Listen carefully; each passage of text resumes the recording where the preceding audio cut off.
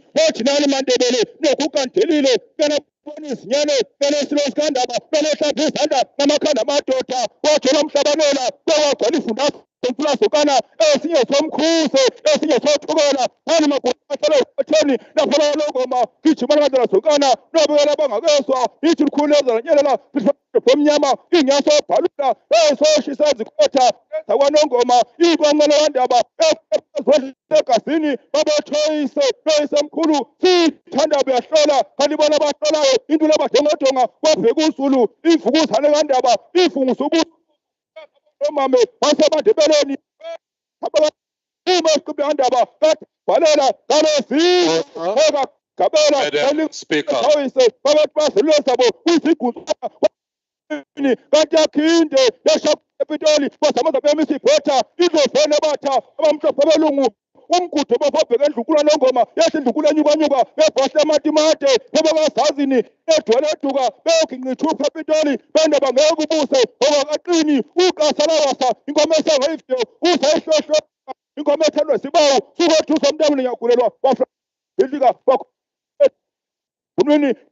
Buta beno kwasha beni sense ngomndandaba kwikhi omakhalana bayisaluswa ngwena sesaluswa inzondo ingiyake ithokhe thomthandayo siluwe buthonge nala ezimboka thayiza leyo mphane vume ngentaba uvudla amadoda nalo buthoxonsayo sasijula umagwaza oshayiza ququ into ekhathe umathanga etshitshi ubazolo masobhi lapho amgirithi mashini waqala ngesinqa indolo endunkulu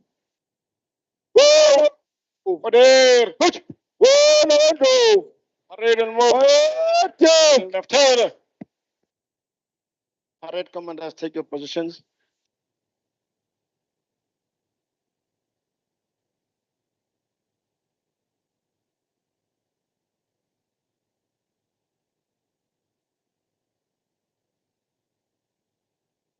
Let us take this opportunity for a silent prayer or meditation.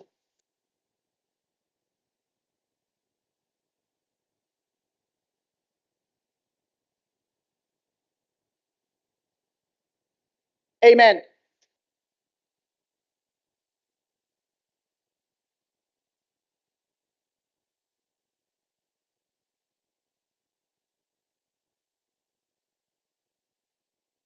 I will ask table staff to deal with what is happening with the guests in terms of the levels of noise. I will now allow for a 5 minutes photo session.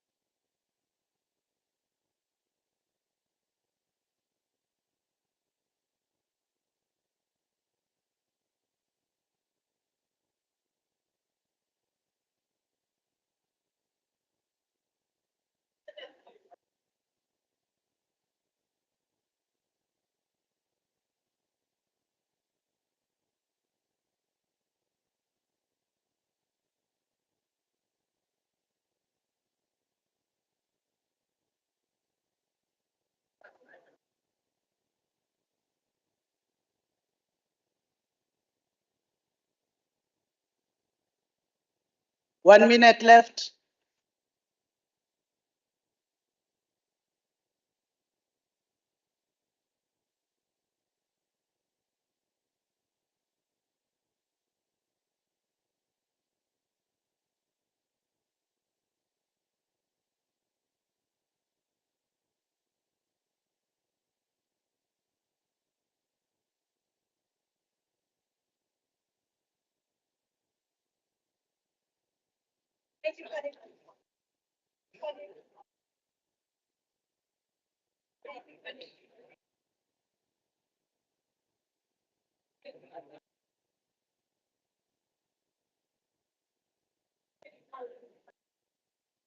Thank you.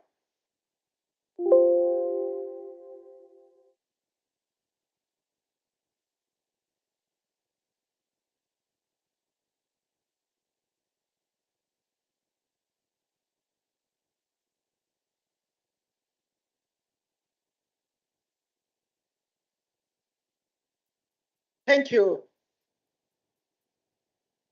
Ngicela ukunibingelela Hlonishwa Ndunankulu Silo Ondunankulu bangaphambilini abahlonishwa bonke nazo zonke izihambeli zethu. We will now go to the orders of the day, to the business of the day.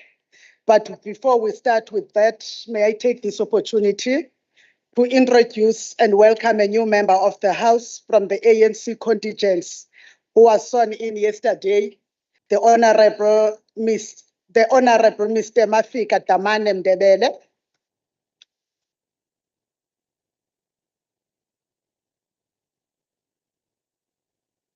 You're welcome.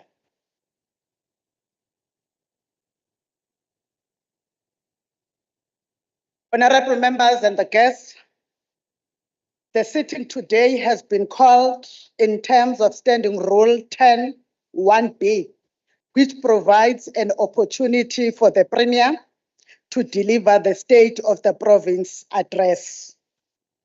In accordance with that, I now present the Honorable Premier, Ms. Nomusa Dube-Ncube, to deliver the State of the Province address.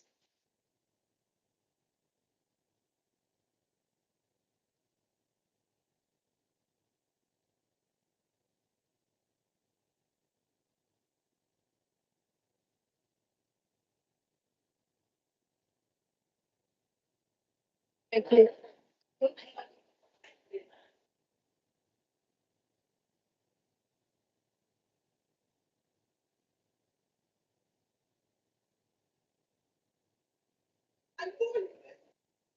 Premier, you may go ahead. Honorable members. Thank you, Honorable Speaker. Hlangalo mhlabathi silo sikhulu. Ndlula mithi yamakhosi. Siyabingelela kuwena. Siyabingelela indlunkulu yonke kaZulu. Sibingelela amakhosi asendlunkulu akhona. Sihlalo wendlu yobuholi bomdabu. Inkosi uShinga kanye nosekela sihlalo, inkosi uSithole. Amalungu endlu. The House of Traditional Leadership and Khoisan in the National Nkosi uQhiliza. Siyafisa ukubingelela izinduna zamakhosi zonke ezikhona, abantwana bonke basendlunkulu.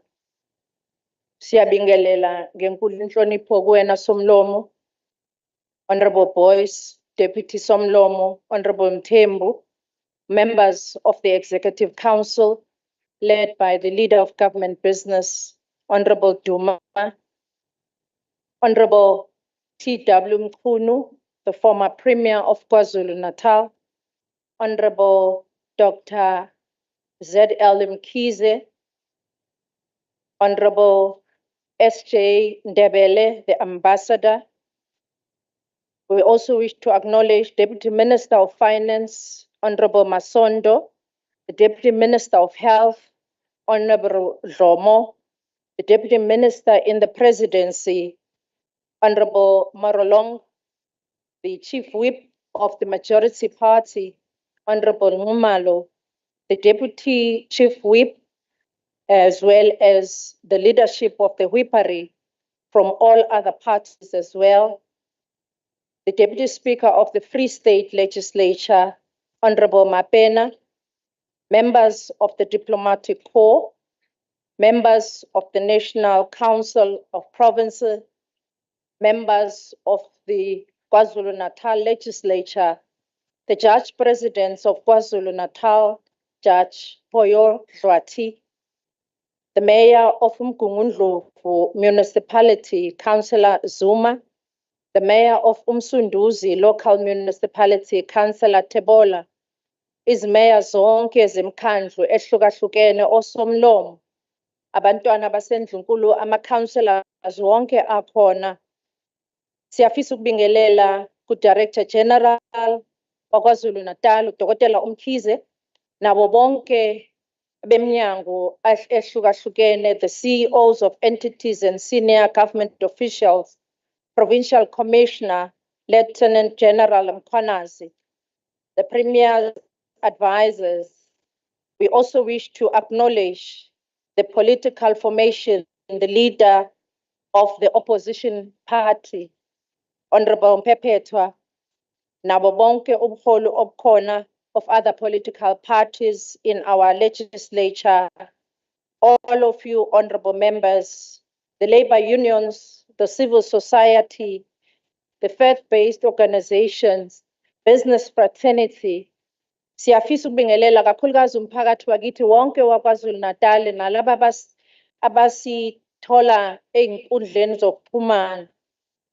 Honorable Speaker, ey'nyangeni ezu-18 ezidlulile, I stood before Judge President of KwaZulu-Natal, Justice Madondo, to take an oath of office and to publicly accept the task bestowed to me by the African National Congress and the people of KwaZulu-Natal.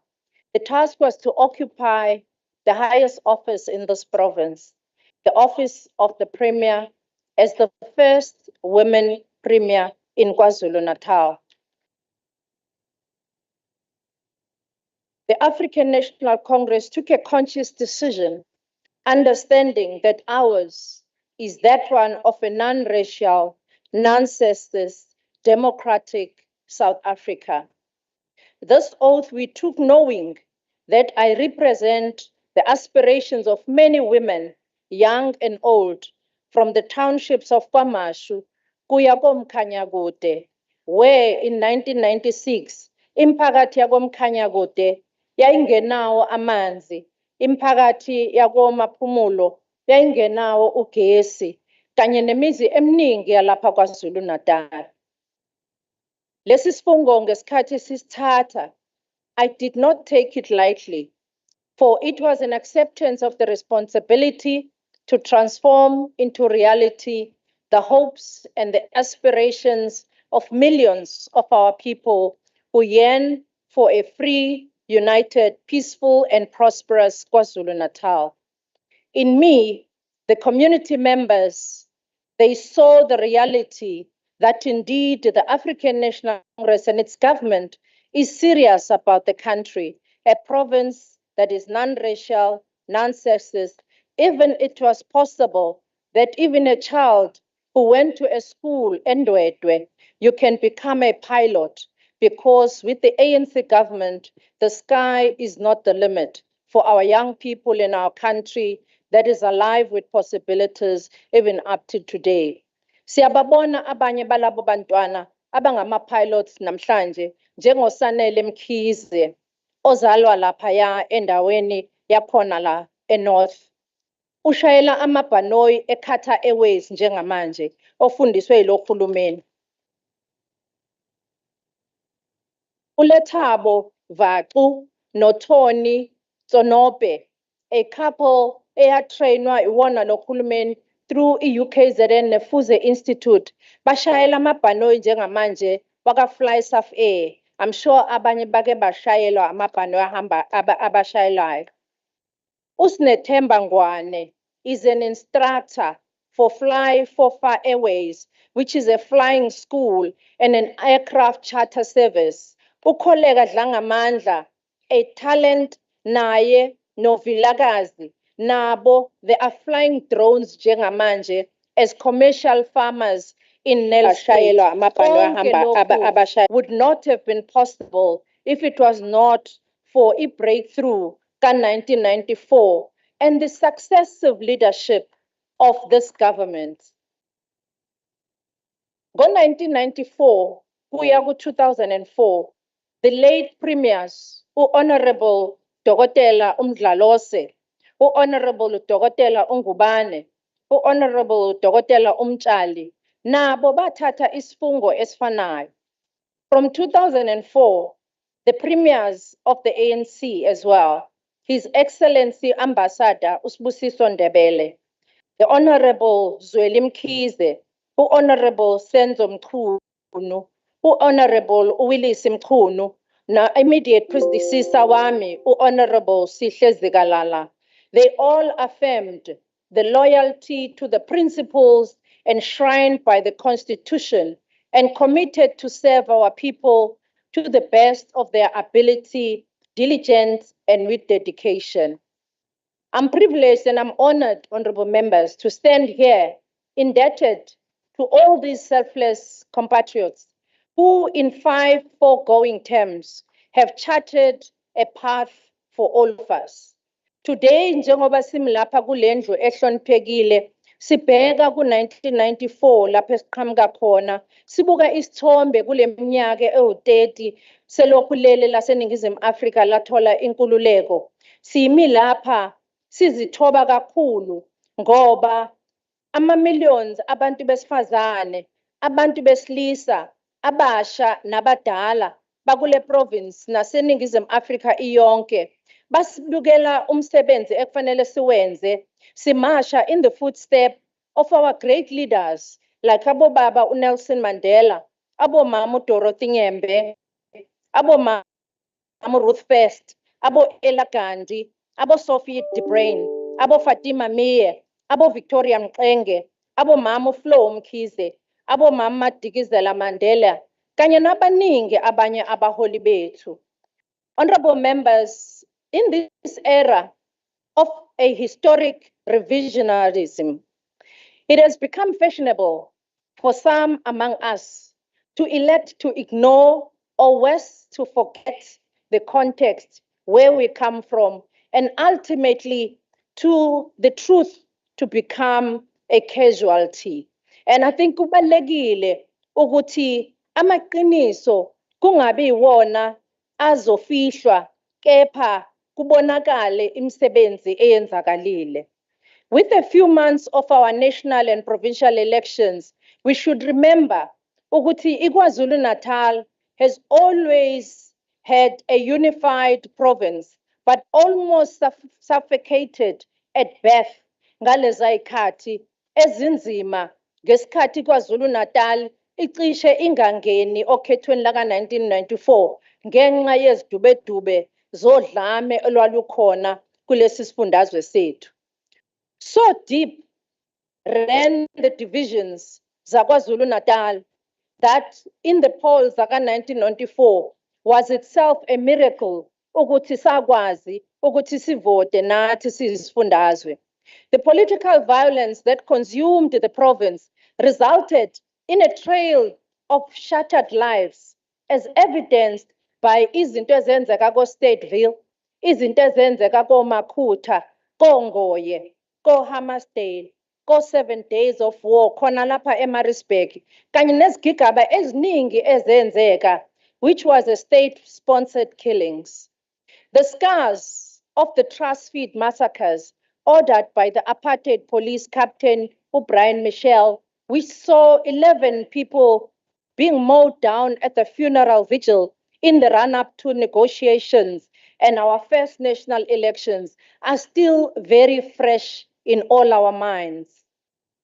Kubalekile ukuthi sikhumbuzisane njengalesifundazwe ngoba uma siyokhohlwa ukuthi kukhona abantwana ababefaka ama-poster ngo-1994 ngaphambi kuka-1994 ku-April ababethunywa ukhongolose befaka amaposta olundi ababulawa khona ngokufaka amaposta. Kukhona imiphakathi eyabulawa koshobashobane. Kukhona imiphakathi eminingi yawo wonke ama-political parties eyashabalala kwasala intandane kwasela abafolekazi. Kodwa konke lokho kwaba imizamo yabaholi balapha KwaZulu-Natal behlangene benohlonze abasebenza ngezwi elilodwa behlangene. It was the lasting peace in KwaZulu-Natal that was brought in the past 20 years that has been the most peaceful period of our history as the ANC-led government, working with the IFP, working with the faith-based organizations, working with other political formations, the civil society, the traditional leaders, many peace-loving people of our KwaZulu-Natal. Our leaders had to work with single-mindedness to deepen the roots of political tolerance and peace in our province. Ingakho kubalekile ukuthi singakhohlwa ebesubona abantu bekhuluma izinto zokukhatha nezokulwa kube sengathi kwakulula ngalezi zimpi. Ngesikhathi iNingizimu Afrika ibona ifreedom ngo-1994 to ease the new environment and the peaceful decade, KwaZulu-Natal was initially still engulfed. Later, sabona i-4x4 iqhamuka ekwakwabahola abanjengo-Ambassador uSibusiso Ndebele, o-Dr. Zwelini Mkhize, obaba uMabuyakhulu kanye nobaba uDumsani Makhaye, may his soul rest in peace. Laba baholi baqala ukuthi umphakathi waKwaZulu-Natal uqala ukuyibona intuthuko bayibone ngamehlo. Ingakho isisho esifana nokuthi intuthuko asiyibuzi siyibona ngamehlo saqala ngaleso sikhathi. It did not only gain currency, but it became a part of our daily political lexion. Ungasikhohlwa kanjani isiqaqambiji? So was the creativity, the agility of the ANC administration when they came into place. The ushering in the new seminal moment was not without its challenges. Moving from Ulundi to Pietermaritzburg, the civil service machinery was to be geared up ukuthi ikwazi ukusebenzela abantu bonke, putting in place the government that was to function ikwazi ukusevisa imiphakathi yaKwaZulu-Natal. Ukusuka kweParlamente lizwa KwaZulu-Natal nakho kwaba nomthelela ekuseveni izimali ngoba siyakhumbula ukuthi abantu babengakwazi ukuthola ama-offices kahulumeni kalula, futhi abaholi kwakufanele ukuthi badrive zonke insuku, ababengabaholi ababekwazi nokugibela amabhanoyi imphephetho babekwazi ukugibela amabhanoyi bakwazi ukusheshe bafinyelele. Kodwa yonke le misebenzi kwakuyimisebenzi enzima yokwakha isifundazwe saKwaZulu-Natal. We tell this history for no other reason than to record our appreciation of the resilience and the fortitude of the people of KwaZulu-Natal, which over the years so many times have lifted us back from the brink and the leads clear away even during the darkest hours. KZN people are resilient people who have resilience in their DNA, and they always find what former UN ambassador and the Atlanta mayor Andrew Young calls a way out of no way. Honorable Speaker, njengoba sibika lo mbiko namhlanje, siubika lo mbiko emva kokuba umangameli wenhlangano kaKhongolose kanye nohulumeni has worked hard and aiming to transform our economy by fostering an inclusive industries. Siubonile uKhongolose laphaya eMabhida, lapho umongameli kade ethula khona umhlahlandlela, lapho obukhombisa khona ukuthi umnotho uzoqhubeka kanjani uphakame amathuba emisebenzi azokwakhiwa kanjani, to revitalize our economy and create jobs, to fight crime and corruption, to serve our people, and to contribute towards a better Africa and the world. As a provincial government, let's do more to work together. We acknowledge the current challenges or constraints of energy, water supply in some parts of our province. We are working hard to attend to these issues, and I'm convinced that together we will find a lasting solution. Uhulumeni wethu emkhankasweni wakhe wokusebenza nobuholi bethu bomdabu kanye nokuhlonipha iqhaza lobuholi bethu. Honorable Speaker, the government of KwaZulu-Natal iyahlonipha kakhulu isithunzi samakhosi kanye nendlunkulu kaZulu. As part of your responsibility over the past years, sikwazile ukuthi izigodlo zikwazi ukufakelwa ucingo ondlunkulu kanye bakwazi ukuthi bathengelwe izimoto. Umdlokombane njengamanje i-office liyakwazi ukuthi lisupporte yonke imikhosi kanye nemisebenzi ekufanele yenziwe indlulamithi. We are encouraged at the continuation of the cordial professional relation that exists between the government and His Majesty the King, as we did with the late King Umdlokombane. In consultation with His Majesty, njengamanje, we are finalizing the plans to build the new palace for the King in KwaNongoma. The government of KwaZulu-Natal liyahlonipha kakhulu iqhaza lobukhosi bakithi. Uma ubheka siqhamuka esikhathini saka 1990 noma esikhathini zabo 1990, amakhosi kwaZulu ayengaphansi komthetho obizwa ngokuthi iziphakanyiswa Act ka 1990, which was based on a draconian and colonial Bantu administration ka 1927. For the passing of the National Traditional Leadership and Governance Act, eyaphasiswa ngo-2003, followed by the Provincial Act and the Traditional Leadership and Governance Act ka 2005. The aim of this legislation was to transform and to rectify all wrong abaningi, including giving back isithunzi kubuholi bakithi bomdabu. Ngaphambi ka-1994, amakhosi akithi asendlunkulu ayahola nje onsumbulwane abanjengo-3,000. Angisaphathi-ke induna-ke zazingacoshi kwanto. O-administrator babengatholi kwanto.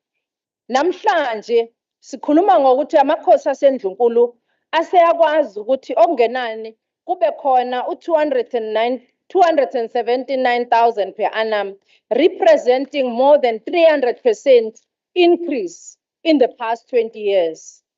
Ukuze sivikele isithunzi samakhosi emphakathini, ngo-2005 uhulumeni wesifundazwe wethula uhlelo lokwakhelwa kwamakhosi imizi yezizwe ewafanele. Sikhuluma nje imizi yezizwe esiyakhiwe ingu-14 eyakhelwe izizwe. Ngaphambi kuka-1994, i-administration yayikhona yayakha nje lokho kwakuthiwa ngama-traditional courts, okwaku ama-flat nje ayeba namakamelwana ambalwa. Post-2004, government developed a plan to upgrade these traditional councils to be offices esizibiza ngokuthi ngabo one-stop shop. Njengamanje siyazibona endaweni zamakhosi kukhona ama-department akhona njengo-health, kukhona osasa, kukhona ama-office o-SAPS, kukhona ngisho ama-office amakhansela, ama-office amakhosi kanye nezinye iy'nsiza kulabo one-stop shop. Njengamanje sesiyakwazi sikubonile ukuthi amakhosi akithi asendlunkulu akwazile nanokuhlomula ngesikhathi kukhona uqeqesho lohulumeni kaKhongolose aliqala lapha amakhosi aqala ukufunda neKwaZulu-Natal University efundela izifundo zokuba ngobuholi efundela ukubona ukuthi singazithuthukisa kanjani indawo zasemakhaya. Amanye amakhosi ngikhuluma nje akwazile ngalola qeqesho ukuthi abe nama projects abakwaziyo namanje ukuthuthukisa ngawo indawo zezizwe, bakwazi nanokwakha umnotho ezizweni ezihlukahlukene. Ekubhekeleleni iqhaza elibanjwe oNdlunkulu, uhulumeni uzibophezele ngokubeka eceleni kulonyaka wemali u10 million ozobhekela imisebenzi ezoholwa ngoNdlunkulu kulonyaka wezimali. Siyafisa ukureporta a successful disbursement of payment to 88% of izinduna at the end of October. Yebo, siyazi ukuthi kukhona izinduna eziwu775 kulezi eziwu2229 esezitholile imhlomulo yawo ekusafanele ukuthi kubalwe ebese ziyakwazi ukuthi zikhokhelwe nazo nemhlomulo yawo, kakhulukazi laba abareplace abakwazile ukuthi abanye baphume noma bengasekho emhlabeni. UKhokta uyalisebenza lolu hlelo. Honorable Speaker, it pains us deeply to observe the incidents zokubulawa kwamakhosi. Lokhu kuyichilo esingakaze sicabange ukuthi siyoke silibone empilweni zethu. Ukuthi ngo-2022 i-Provincial Executive yakwazi ukuthi i-approve ukuthi amakhosi awu9 akwazi ukuthi athole ukugadwa ukuze kubhekelelwe impilo zamakhosi. Kwabekwa eceleni 11.5 million ukusupporta lo msebenzi. Since last year, sesikwazile ukuthi sisebenza no Vodacom, safaka i-broadband kanye ne-Wi-Fi endaweni zamakhosi. We are now installing ama-VSET, internet service, indoor and outdoor APs, flood lighting, solar panels, inverters, 4 cameras, plus monitor, which is connected in order to secure indawo nezizwe zamakhosi. Abafuna ukubona lokhu bangaya namanje mabaphuma lapha ngaphansi kwenkosi uShinga, ngaphansi kwenkosi uChiliza, ngaphansi kwenkosi uZulu eHerigwala, ngaphansi kwenkosi uNzimande, ngaphansi kwenkosi uZulu eLembe, ngaphansi kwenkosi uGumede, ngaphansi kwenkosi uMaphumulo khona la eThekwini, ngaphansi kwenkosi uMkhize eMgungundlovu, ngaphansi kwenkosi uMajozi. Amanye amakhosi engikhuluma nani nje, lama camera, lama lights, lama Wi-Fi asefakiwe azokwazi ukugada izizwe, ukuphepha kwamakhosi kuqikeleleke. Uma sibheka umsebenzi owaziwe ukuthi wenzeke kule MTSF ka-2019 ku-2024, Honorable Speaker, allow me to borrow the words of a celebrated author, Charles Dickens, in his seminal work, The Tale of Two Cities, in which he declares, "It was the best of times, it was the worst of times, it was the age of wisdom, it was the age of foolishness, it was the epoch of belief, it was the epoch of incredibility, it was the season of light, it was the season of darkness, it was the spring of hope, it was the winter of despair. We had nothing before us. We were going direct to heaven. We were all going direct the other way. We saw no way, but we found a way."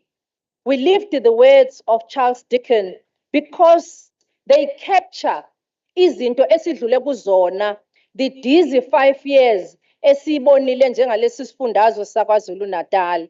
We felt sometimes ukuthi we were in the verge of collapse, while at other times we felt the touch of the sky, hoping that in despair we will find life and we will find light. In this sixth administration, we were tested, and steadily we resolved to soldier on despite all of those challenges. It is a fact, honorable members, nomphakathi wakithi ohloniphekile, ukuthi i-COVID-19 esidlule kuyona idlule nemphefumulo eminingi. It is a fact ukuthi kule minyaka u5 sidlule kulo COVID-19 singene ku-unrest lapha eKwaZulu-Natal. eshabalalise amabhizinisi, yashabalalisa ngisho amahhovisi akahulumeni, yashabalalisa i-infrastructure kanye nempahla. It is a fact ukuthi njengamanje umnotho wethu wakhahlamezeka kakhulu zikhukhula esizibone kuyona yonke leminyaka kusukela ku-2019, ku-2022, ku-2023. Uyawubona unyaka ushabalala, sizama ukwakha, sisukuma sithi siyakha, kuqale phansi kushabalala. Up to February 2023, we had lost more than 16,297 lives in KwaZulu-Natal through COVID-19 pandemic. And more than 102,000 direct jobs were decimated in the province. And the cost of impact of the pandemic is still unfolding. Following izikhukhula zaka 2022, in July 2021 unrest, we implemented a package of recovery, a number of infrastructure projects esawabeka ukuvuselela ama-shopping malls, ukuvuselela amafemu, ukuvuselela nokusiza iy'nkampani ezayikhahlamezekile. OSASTRA, o-Department of Competition and Industry, o-NEF, o-IDC, bakwazi ukuthi banikeze osomabhizinisi abancane imali zokwazi ukubasiza ukuthi bavuselele amabhizinisi wabo. IKwaZulu-Natal Department of Economic Tourism and Environmental Affairs, eholwa umhlonishwa uDuma, wakhipha u-67 million towards i-flood relief, ekwazile ukuthi size osomabhizinisi abakhahlamezeka ngey'khukhula zika-2022 nezaka-2023. Having almost been brought to its knees by the floods, the civil unrest, and the global economic challenges, today our economy is back on its feet, gradually addressing the damage, which is estimated to about 33 billion. Honorable members, nomphakathi wakithi ohloniphekile, our coastal province, we have ichweba, the port system, that is very vital for the growth of our economy and the growth of the economy of the country. Siyakwamukela futhi sikushayela ehlombe ubuholi bukamongameli wethu umhlonishwa ubaba uRamaphosa, owazisukela yena weza eRichards Bay ukuzobona umonakalo owawenzakala ngesikhathi kunomsebenzi owawenzeka laphaya, noma umsebenzi wawungaqhubeki kahle, udala ukuthi kube ne-congestion yama-truck laphaya kwiport yase-Richards Bay. Kwi-oversight yakhe umongameli wafika wazozibonela ngokwakhe, wakwazi ukuthi anikeze ubuholi emhlanganweni esasinawo, kwahlanganwa nanomasipala nominister wama-SOEs, kwakhulunywa ngodaba lokuthi isiphi isixazululo uhulumeni ayeza naso ukuxazulula inkinga elaphaya kwi-port of Richards Bay.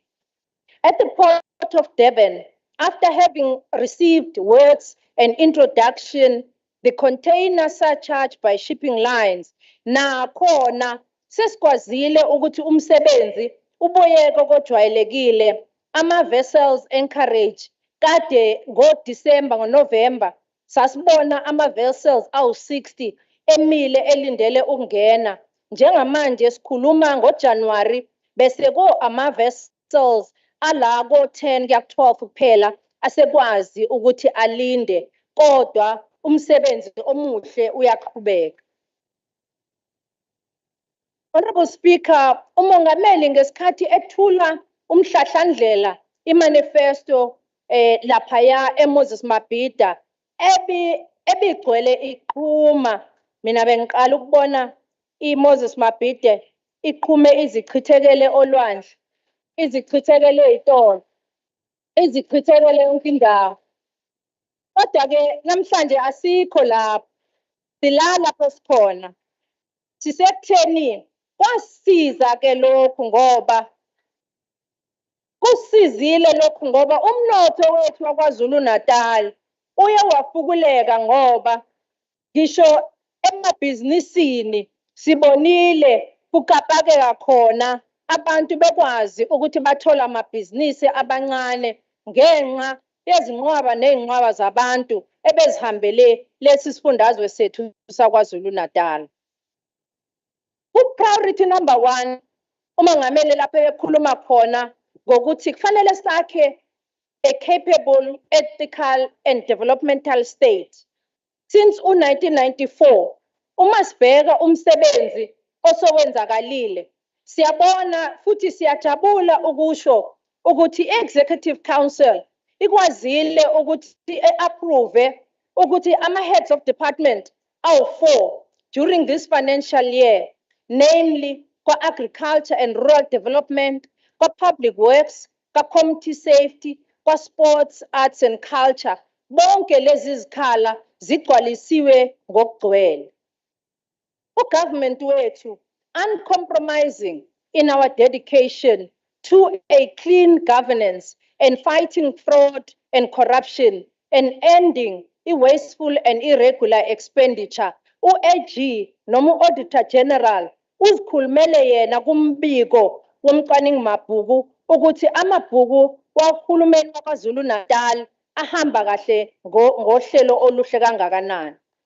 Similarly, we are yearning, mphakathi ohloniphekile and honorable members and our community of KwaZulu-Natal, we are yearning for ethical leaders in private sector who will not be bribed, who will also not corrupt the civil servants, who will say no to civil servants abafuna amantshontsho, who will stand up against the lawlessness and punish mercilessly labo abasebenzi abafuna ukugwazelwa uma ngabe kufanele benze umsebenzi kahulumeni. Njengamanje sisebenza kanzima njengoba eshilo umongameli ku priority number 1 ukuthi ama department awu-6 kwi provincial government kanye no legislature bathole umcwaningi mabhuku umbiko ongenagqobho. The major improvement ubobheka ukuthi only 2 in 2018-2019 ama department received the qualified audits and njengamanje awu-6 and only 1 a public entity engatholanga umbiko omuhle out of 10 wonke ethole umbiko ongenagqobho. We are strengthening the support for business by ensuring that we do business, that abantu abenza amabhizinisi nohulumeni bayakhokhelwa ngesikhathi. Kubuhlungu kakhulu esikuthola sikubona eminyangweni kahulumeni lapho iminyango kahulumeni ingabakhokheli osomabhizinisi ngesikhathi. Sikukhulumile lokhu nabahlonishwa, sakhuluma saqinisa singongqongqoshe beminyango ehlukahlukene ukuthi ngeke sikumele ukuthi iminyango nabasebenzi bangakhokheli abantu okufanele babakhokhele ngesikhathi.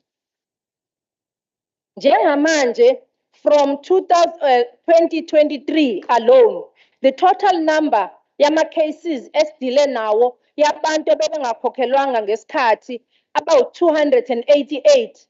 Of these 216 ama cases wakhona siwaresolvile bakhokhelwa the amount of 281 million to all the suppliers ebezikweletwa uhulumeni. I-consequence management nayo siyenze isiqiniseko ukuthi bonke ongqongqoshe bayaqinisa isandla kubasebenzi bakahulumeni abangenzi kahle.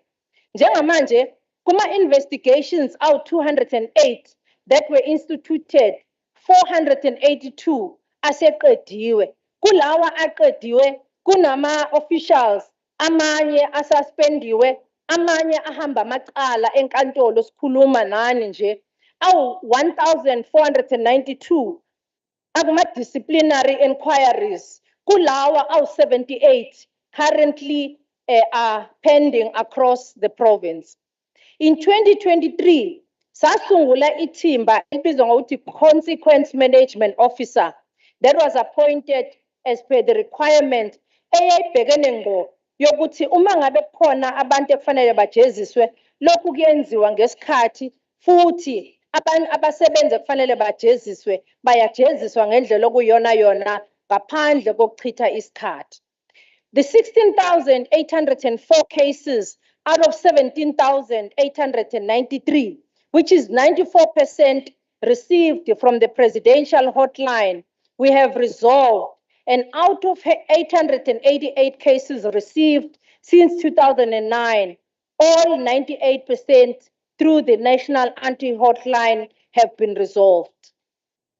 Undertakings esawenza ngonyaka odlule ngesikhathi sithula umbiko sabika la ukuthi ama department awu13 wonke abasebenzi bakhona basubmithile ama disclosures, basubmitha futhi lokhu esikubiza ngokuthi lifestyle audit. In 2022, the Department of Cooperative Governance and Traditional Affairs also nayo yaqhubeka nohlelo lokubheka bonke omasipala abawu54 ukuthi ngabe kusetshenzwa ngendlela okuyona yona na i-administration, financial viability kanye ne-basic services. Key findings esiwabonayo noma abonakala akhombisa ukuthi out of omasipala abawu11 to 7, the number of omasipala abangenzi kahle kusho ukuthi isibalo sabenza kahle siyaqhubeka siba ngcono. The number of municipalities categorized as being at risk went down from 31 to 14, posting an improvement of 32%. It is worrying though, malunga hloniphekile nomphakathi wakithi, kuyasidumaza futhi kuyasikhathaza ukubona umbiko suthole ngesonto elidlulile ukuthi omasipala abayisebenzisi imali abayinikezwa uhulumeni yokuthi balethe idingo kubantu kakhulukazi i-MIG noma i-Municipal Infrastructure Grant. Siyazi ukuthi kujwayelekile ukuthi uma ngabe kunyaka we-transition kube khona ukuphazamiseka kokuspenda kwalezi mali. Kodwa kuwe ukuthi uma ngabe ama-local government elections aseqhubekile ebese siyakubona ukuthi imali zisetshenziswe ngoba lezi izimali uhulumeni aziletha komasipala ukuthi kulethwe amanzi nogesi kanye nezinye izinsiza zigcina uma ngabe zingasawenzi lo msebenzi kugcina siyaphoqeleka manje ukuthi uhulumeni wesifundazwe aphinde asebenzise enye imali ayokwenza lo msebenzi ekufanele ngabe wenziwa imali edluliselwe komasipala. Honorable members, we are moving the province towards full digitization, harnessing the opportunities with enhanced efficiency and effectiveness in government while bringing opportunity for economic growth, jobs, and for our citizens. Amongst the milestones, we are implementing the digital transformation strategy. Esikhulume ngayo kabanzi ngonyaka odlule. We are increasingly adopting a paperless government with services sent to use less physical documentation to total elimination of papers altogether in the near future.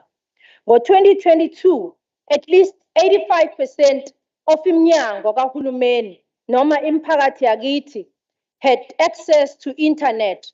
This a significant improvement. Uma ubheka ukuthi ngo-2021 i-census ithi bawu-66% ama-household ayina-access to a mobile phone nobo cell phone.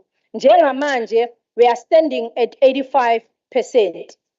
Izikole esezikwazile ukuthi zibe nama-digital labs eKwaZulu-Natal ezinye ziconverte to skills development centers by setting up these digital labs in each one of our districts. Esikhulume ngawo ngonyaka odlule njengamanje esiwalontshile kulonyaka aseyasebenza njengoba sikhuluma nje.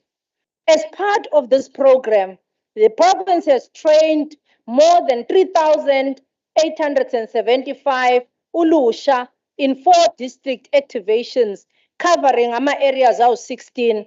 Subsequently, these activations are 18 young people who had opened business wabo asebe kuyibona manje asebefaka labo internet nabo Wi-Fi ngenxa yokuthi sebe akhe awabo amabhizinisi bengulusha bewu-18 sebeney'nkampani zabo ibona uhulumeni abasebenzisayo njengamanje ukuqhubezela umsebenzi wokuhambisa umsebenzi we-Wi-Fi wenza ukuthi laba abantu abasha asebenamathuba emsebenzi bazakhele imali yabo bakhe amabhizinisi wabo.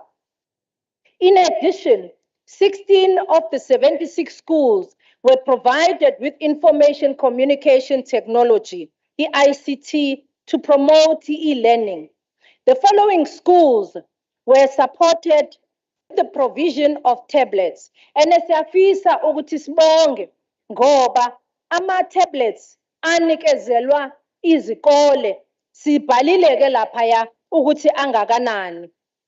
131 eMajuba, eHerigwala 462, eLembe 625, eKingqetshwayo 1182, eThekwini 228, Ogwini 376, eMgungundlovu 623, eMzinyathi 1560, eZululand 1029. Esewonke lama tablets esiwanikezele iy'kole zaseprovince zaKwaZulu-Natal awu-6,224 abantwana bethu abawasebenzisayo njengamanje. Following the successful amendments of the curriculum to prepare our learners for the fourth industrial revolution, 232 schools are implementing izifundo zama-robotics, ze-code curriculum at the intermediate phase nakhona seyiqalile ku-grade 7. 164 provincial libraries njengamanje nazo seziconnectiwe nge-Wi-Fi. Izibhedlela zethu nama-clinic amanye nawo asenayo i-connectivity. All our provincial departments njengamanje sikhuluma ase-connectiwe and siplane ukuthi by 2030 with all our public facilities abe esenayo i-Wi-Fi. Priority 2 umongameli akhulume ngawo.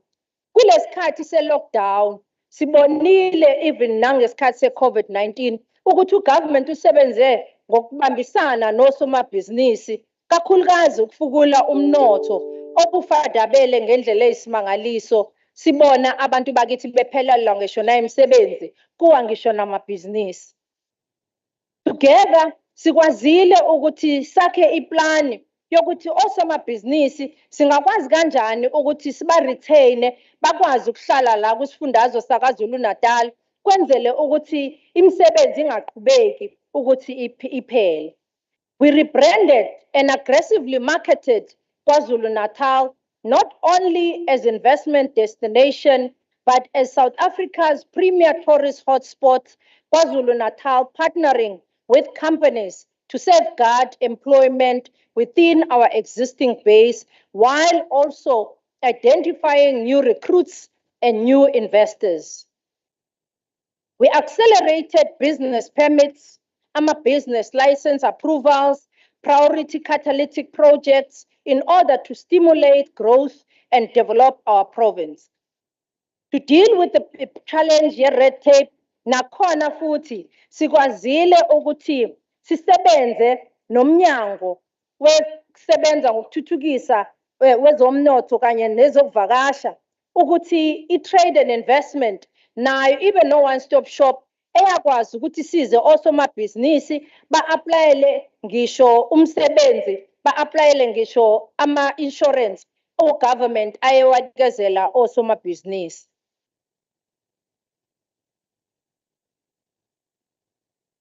Ngiyabonga Mhlonishwa Gwaba. Yes. Siyabonga. Honorable members, the Washington Times, in its feature, South Africa in July 2023, abahlonishwa ngoba bayakwazi ukufunda, Washington Times in July, wrote, and I quote, South Africa, a country of immense potential and opportunity, has emerged as a leading investment destination for international businesses. Akusho thina kusho Washington Times. With its diverse and vibrant economy, strategic location, robust infrastructure, and supportive business environment, South Africa offers a wealth of prospect for investors seeking growth and expansion. This supports the cause by our President, His Excellency Ramaphosa, to increase the foreign direct investment into South Africa through the Presidential Investment Conference and other multilateral institutions, including BRICS, while at the same time, President Wetu committed to raising 1.2 trillion worth of investment into the economy over the past 5 years, despite about COVID nokunye. Esikubonile, we witnessed ukuthi le target umongameli ayezibekele yona wayiphinda kaningi kunalokho ayekushilo. We witness even nathi siyisifundazwe saKwaZulu-Natal kwi-presidential target ayeyibekile ya-exceeda ngo-306 billion. I-KZN share yalama bhizinisi amasha nalawa expandile, izinkampani ezintsha esikwazile ukuthi sizihehe zize la KwaZulu-Natal zizotshala imali ezinye zikhulise amabhizinisi wabo, inkampani ezinjengo Vodacom, inkampani ezinjengo MSC. Umongameli uvule i-Nelson Mandela Cruise Terminal entsha sha ekwaziyo ukuthi manje i-cruise terminal isikwazi ukuthi imikhumbi leya yezivakashi ihlale izinyanga ezu6 la esifundazweni ilokhu ihambile ibuya iletha abavakashi. The Oceans Development, including i-Radisson Blue Hotel eyayingekho ngaphambili, uSaphi Saiko ukwazile naye ukunweba inkampani yakhe, iNyanza Light Metal, Wilma, uDefy, uHesto Hennessy laphaya eMandeni, uHeineken South Africa, uSouth African Breweries, abo-Chem Energy, abo-Art Solar, ney'nkampani eziningi. Umhlanga akhe lo okade ungekho zololoko, ezinye zamabhizinisi amashasha angafikanga ngenxa yomoya oyingcwele, kepha ngenxa yalomsebenzi kahulumeni oholwa ngukhongolose bakwethu ukuheha abatshali bezimali. Ngokwazi ukuthi uhulumeni kakhongolose uthembekile uma ngabe uthi i-infrastructure siyakwazi ukuthi siyithuthukise, sizokwazi futhi ukuthi siyikhulise kuyona yonke leminyaka. Uma ubheka lemsebenzi yalezi nkampani efike zazotshala imali, iresulted to imisebenzi engaphezulu kuka 37,201 imisebenzi ethe yayicreateka kulezi nkampani. Added to this are investment by the Trade and Investment KwaZulu-Natal over the last 2 decades, amounting to 60 billion and creating more than 95,000 jobs. Bazobuza kontaba konje ukuthi Newcastle and Ladysmith Corridor. KwaZulu-Natal is committed to establishment of a new leather and textile special economic zones in Newcastle and Ladysmith Corridor. The estimated of 600 million in this SCZ. Eminye imisebenzi emihle esibonayo futhi encomekayo njengeKwaZulu-Natal kulomnyango oholwa ngumhlonishwa waka-Economic Development, Tourism and Environmental Affairs, 35 osomabhizinisi abancane laba abadoba ofishi naba nama cooperatives comprising of 1,000 small scale fisheries abaregister ngaphansi komnyango waka Department of Forestry and Fisheries and Environment besizwa ngu-province ukuthi bathole izitifiketi zokuthi bakwazi ukudoba ofishi, bakwazi ukuthi bakha amabhizinisi wabo. Ngaphezu kwalokho umnyango wesifundazwe saKwaZulu-Natal laba somabhizinisi usubakhela amafriji abazokwazi ukuthi uma badoba ofishi bawafake lapha emafriji wabo, bakwazi abantu ukuthi bafike bathenge ofishi uphume efrijini upholile futhi ufresh, uthuthukise umnotho wabantu bakithi osomabhizinisi abancane bagcine nabo sebongosomabhizinisi abakhulu. We are encouraged by the fact that employment has increased in the last 2 quarters. Akusho thina, kusho ama-survey. We are, however, remain concerned that the unemployment in our province is at 33%. Akusijabulisi neze lokho ukuthi unemployment nokho isasezingeni eliphezulu, kodwa kuningi esikwenzayo esizokukhombisa la ngezenzo, hayi nje ngokukhuluma ukuthi yini esiyenzayo, imaphi amathuba omsebenzi esiwakhile.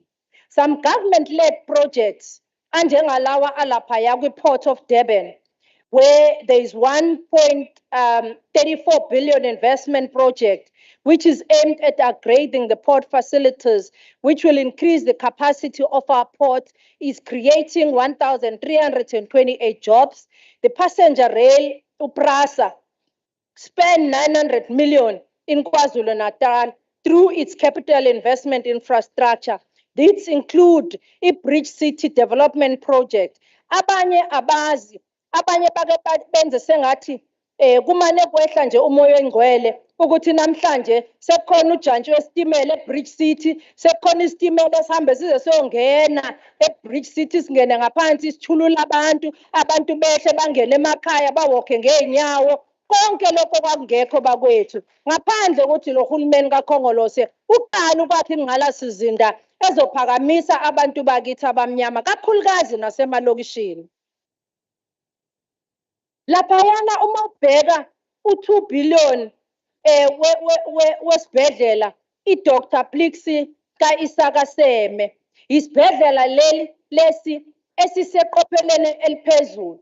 Emasontweni adlulile baningi abahlonishwa la esibabonile beyonyangwa khona laphaya. Umqondisi jikelele nje uDokotela Mkhize naye uye walaliswa khona laphaya kulesa sibhedlela, wanyangwa khona, waphila waphuma esewumqemane ngenxa yokutrusta isystem yethu kanye nezibhedlela zethu. Lokho kukhombisa ngokusobala ukuthi sonke nami imbala siyasebenzisa izibhedlela zakahulumeni ngenxa yokwazi ukuthi unyango olapha lusilingele thina kanye nabo bonke abantu emphakathini yethu. iDr Plixi ka-Isaka Seme icreate imisebenzi ewu-5,312 even nangesikhathi kusakhiwa sona lesi sibhedlela. We have long acknowledged that government alone cannot address the enormous developmental challenges that we are facing. In order to develop and accelerate the economy, siyabadinga osomabhizinisi ukuthi batshale izimali ukuze phela sakhe sithuthukise umnotho.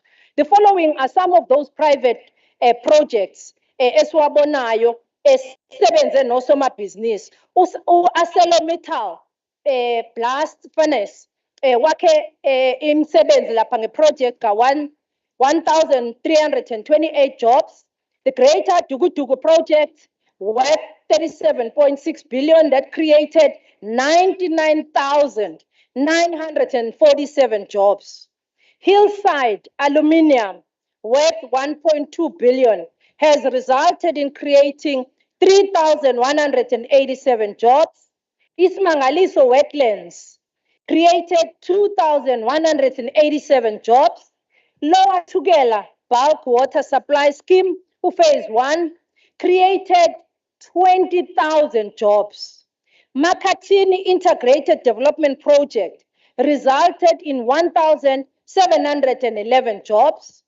The Mr. Price Distribution Center, Keystone Park, has put food on more than 3,100 people asebeqashiwe njengamanje abasizakale ngokuthi lo hulumeni azoletha labo somabhizinisi bazotshala imali abanjengo Mr. Price. I-development ye-airport yase-Pietermaritzburg nayo yenze amathuba omsebenzi a-1,328. Imkhuze Airport nayo yakha amathuba a-1,500. Kwathi i-Techno Hub in Richards Bay ya-create amathuba omsebenzi awu-3,000. USamsung Electronics amathuba lawo engiwabalayo bahlonishwa awabhaliwe yimi. Ningafonela lezi nkampani noma niye kuzona niyozibuzela ngokwenu uma ngabe no-Thomas. Toyota Auto Body. uToyota Auto Body kumbiko wakhe awubhalile kuhleke oToyota noSamsung ngoba ama-report wabo are of public as well. Ungakwazi nanokuthi nje lapha ku-internet uyivule kwamanje. U-Auto Body uToyota i-value ye-development yakhe there was 6.1 billion preserved imisebenzi awu-6,202 la KwaZulu-Natal. U-SA Breweries nge-expansion project yakhe laphaya e-Prospecton laphaya eSpingo which will create imisebenzi ewu-25,000 bazokwakha i-expansion entsha lapho kwakuyi-Clearwood khona endala. Umsebenzi esiwenza njengamanje abantu abatrusta lo hulumeni wethu ohola ukhongolose ukuthi le nkampani izovula kulonyaka. Sisebenzile nawo ngonyaka odlule yaqala ukwakha izovula iminyango abantu bazoqashwa. I-Take a Lot lapha yaku River Horse ivule i-expansion yawo ngesonto edlulile. Iphase yakhona yesithathu estimating to create more than 20,000 jobs. I-Take a Lot niyayazi ke ukuthi i-Take a Lot yona ine-ripple effect because i-distribution center ukhuluma ngabantu abazobe beshayela i-222 abanye beshayela imoto bedistributor izinto ezisuke abantu bezi-odile lapha ko-Take a Lot ngokuletha lamabhizinisi ukuthi azo-investa la KwaZulu-Natal.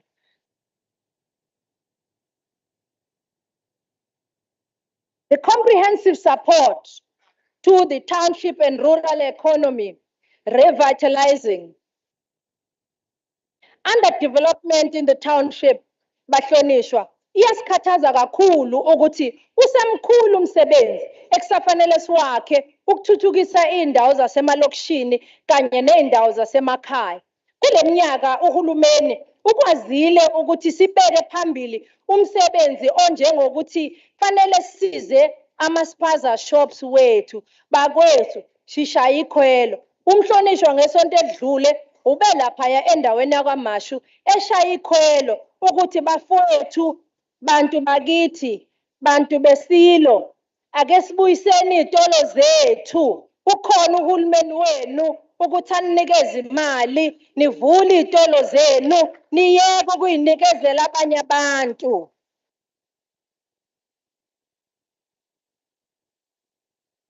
It is against this background that a week ago umhlonishwa elauncha iproject ekubizwa ngokuthi izimele Traders Fund worth 22 million. This program is designed at the community uplifting ama-spaza shop and offering working capital. Ngoba sesikhulumisene siyajabula mhlonishwa ungqongqoshe u-Deputy Minister of Finance wase South Africa ula. Siyajabula mhlonishwa njengoba ula. Kade nithula ibudget ngesonto edlulile nakusho ukuthi uhulumeni ekuthuthukiseni ingqalasizinda ungakanani umsebenzi awenzayo. Kokunye enikushilo nokunye esikwenzayo ekuqhubezeni phambili lo msebenzi omemezelwe umongameli ukuthi sikhulumisana noSASSA kanye ne-post office njengoba i-post office iyisibhenki nje. Yingakho umhlonishwa besilontsha leya project yokuthi iy'tolo zethu ama-spaza shop sifuna ukuthi anwetshwe ukuze abantu bakithi bakwazi ukuyoholela khona iy'mpesheni zabo kugcine sekuzitolo sekukwazi ukuthi kwakheke umnotho kuthuthukiseke abantu bakithi basemalokishini kanye nasemakhaya. Yingakho ngempela sithi akuphuthume abantu bayibuyise iy'tolo ngoba ngeke sikwazi ukuthi le mali iyothuthukisa abanye abantu kodwa kube kuyimali esihlinzekele abantu bakithi bokuhlala nina besilo. Since u-2019 umnyango waka-agriculture ukwazile ukuthi usize abalimi abangaphezu kuka-17,266 smallholder producers and through the multi-planting season program 150,000 hectares were planted. for food production from across the province. But not only for the food production. Abanye balaba bantu esibasizile ukulima, abantu abakha amabhizinisi wabo namhlanje asebethutheleka ukudla through iproject yethu ebizwa ngo-Raset, bathelela ukudla ko-Spar, ko-Checkers, nakwezinye iy'tolo kanye nako-Boxer. Through One Home, One Garden, silwisana nendlala, uyaqhubeka umsebenzi owenziwa ngumnyango ohola umhlonishwa waka-agriculture uNcamalala ukuthi supporte ama-farmers awu-128,205 with food insecure household from 2019 to date and supported 79,142 subsistence producers amafama lawa amancane asathuthuka.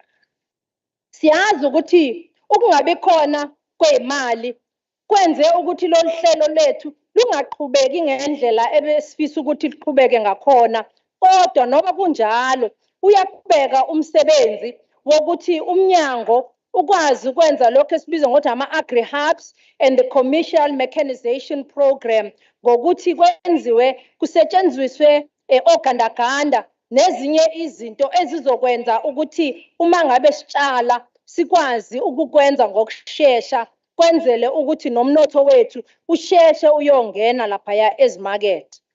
According to i-study saka-Forbes 2020, at the onset of COVID-19, the global aviation sector yashayeka kakhulu ngesikhathi saka-2020 kuqala u-COVID-19. Over 40 airlines were grounded to their feet, and the major carriers, including British Airways, Cathay Pacific, were grounded, and most of these airlines grounded 96% wamabhanoyi wabo umhlaba wonke jikelele. Kodwa esesikwenzile njengalohulumeni ukuthi sibone ukuthi lo mkhakha ubalekile ngoba uyakwazi ukuthi umumathe abasebenzi abaningi. The aviation for us is at the heart of the global economic development and is widely also recognized as a key contributor to the economic and social development and a catalyst for growth. Over time, the government across the world have come to understand the importance of the air connectivity to build the global standard to include this in our priorities. That is why namhlanje sibona sinalobo bhazabhaza ababizwa ngo-King Shaka International Airport, which is a key economy area, a regional trade and tourism in particular. We were impacted negatively as a King Shaka International. Abanye ayibona i-King Shaka International bengena kuyo even abahlonishwa behlale begibela amabhanoyi kuyona bakhohle ukuthi babegibele kwi-airport encane laphaya eSphingo yayingekho ngaphambi kwalohulumeni kaKhongolose, kodwa-ke bese bedine yenziwa uhulumeni. We have brought our initiatives back zokwazi ukuthi sibuye siwahehe amabhanoyi ukuthi abuye ezolenda la KwaZulu-Natal. Siyakudusa kakhulu ukusebenzisana namabhanoyi ama-airlines anjengabo-Emirates, abo-Qatar, abo-Turkish, abo-Airlink, Eswatini Air kanye namanye ama-routes esisebenza nawo njengamanje enizobona maduze nje bethi cababa kuleli lakamthaniya beletha umnotho bezokwenza isiqiniseko sokuthi lokho esikushoyo okushiwo umongameli ngeweekend ukuthi sizawufukula lo mnotho ngoba siyazi abantu bakithi bayafuna ukuyibona le msebenzi ifika futhi ngokushesha. Honorable Speaker, honorable members, for 2001, KwaZulu-Natal yayine-HIV and AIDS prevalence eyayi-33.5% among women attending antenatal clinics in the public sector. Ongakafiki njalo uhulumeni kaKhongolose semhlonishwa kwala 33.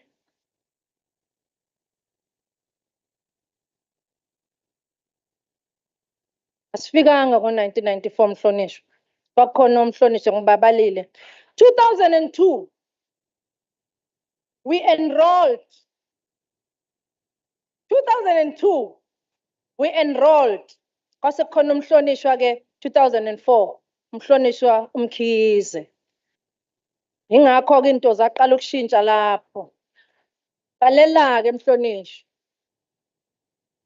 I must mention that the HIV and AIDS is not the only major health threat that KwaZulu-Natal has managed effectively, saving thousands of lives of the people of KwaZulu-Natal. The province has stabilized HIV and AIDS rates with a successful rollout of ARVs, which placed 95% of 1.65 million HIV positive people on treatment. Akhona-ke njalo ababethi ngesikhathi lo hulumeni kaKhongolose uqala i-antiretroviral therapy program, bathi lo hulumeni wenza into angeke ayimele ngoba ayikho sustainable le program yokunikeza abantu ama-antiretrovirals. Ungqongqoshe wezempilo kwakumhlonishwa uZweli Mkhize. Kwakungayena uMantshinga, nidlala ngoMantshinga abahlonishwa.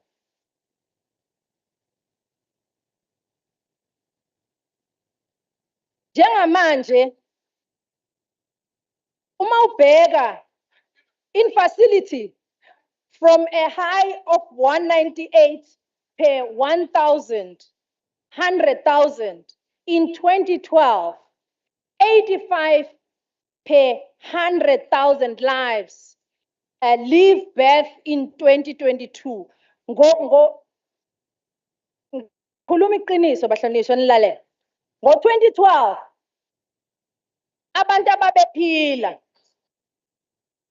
umhlonishwa uMtshali wayenongqongqoshe owayenohlonze kakhulu owayebizwa ngokuthi Honorable Premier, honorable members, don't drown the Premier. Thank you.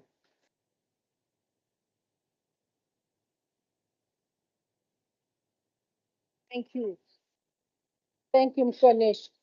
Senate drown amnake manje Thank you, kilana. Mhlonishwa Tshwane.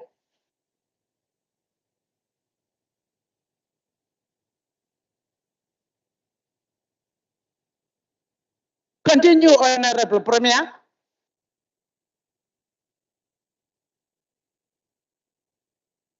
Thank you, Honorable Speaker. I think it's important, bahlonishwa kodwa ukuthi sikubalule lokhu ngoba abantu bakithi KwaZulu-Natal sebekwazi ukuphila isikhathi esiningi. Ngalezi ayikhathi abantu bakithi babefa, singcwaba imihla nemelanga. Abantu bakithi begcwele izibhedlela, abantu bakithi bebhuqabhuqwa izifo ngenxa yokuthi sasingakakwazi ukudila nezifo. Kodwa ngenxa yomsebenzi owaqalwa uhulumeni owabonakala waze wanconywa nayi-United Nations eyakwazi ukuthi ihalalisele uhulumeni yaze yamkhoma uphaphe legwalagwala umhlonishwa uMkhize e-United Nations ngenxa yomsebenzi ayewenza. Yebo kwakusehulumeni waka-IFP, kodwa umhlonishwa uMkhize wayemele uKhongolose kuloya hulumeni. Intuthuko abantu bayibona ngamehlo. Bayibona ngamehlo abantu intuthuko engakayiboni kwabanye ontaba kayikhonjwa.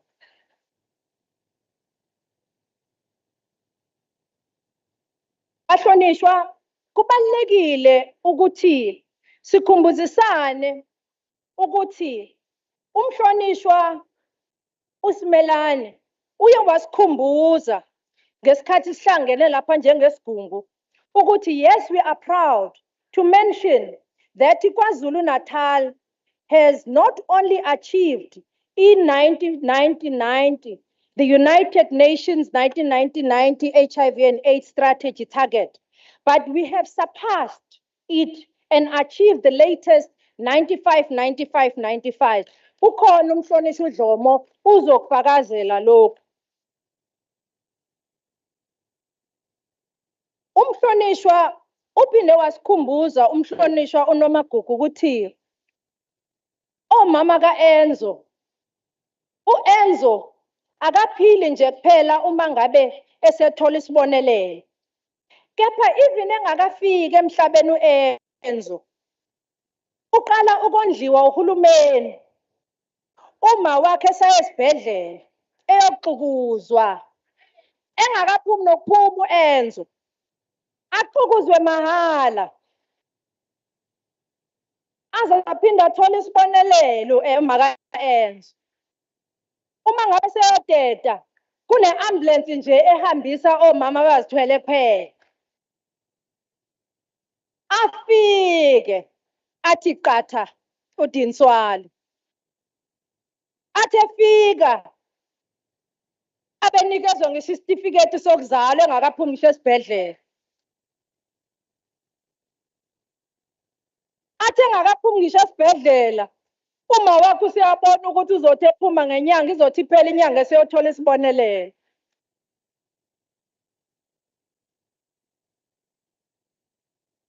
On average, the residents of KwaZulu-Natal are today dying from non-communicable diseases, which is an increase of almost 60% over 20 years. The remarkable achievement that has saved lives of mothers, but also that has stabilized the babies' prevalence among the youth aged 15 to 24, has also stabilized the non-communicable disease. Okunye besikhunjuzwa umhlonishwa uSimelane lapho uthi uma ngabe fika uEnzo akasafiki manje sibe nenkinga yokuthi uzozalwa enegciwane. Usezalwe ngenalo igciwane ngenxa yalohulumeni kaKhongolose bakwethu.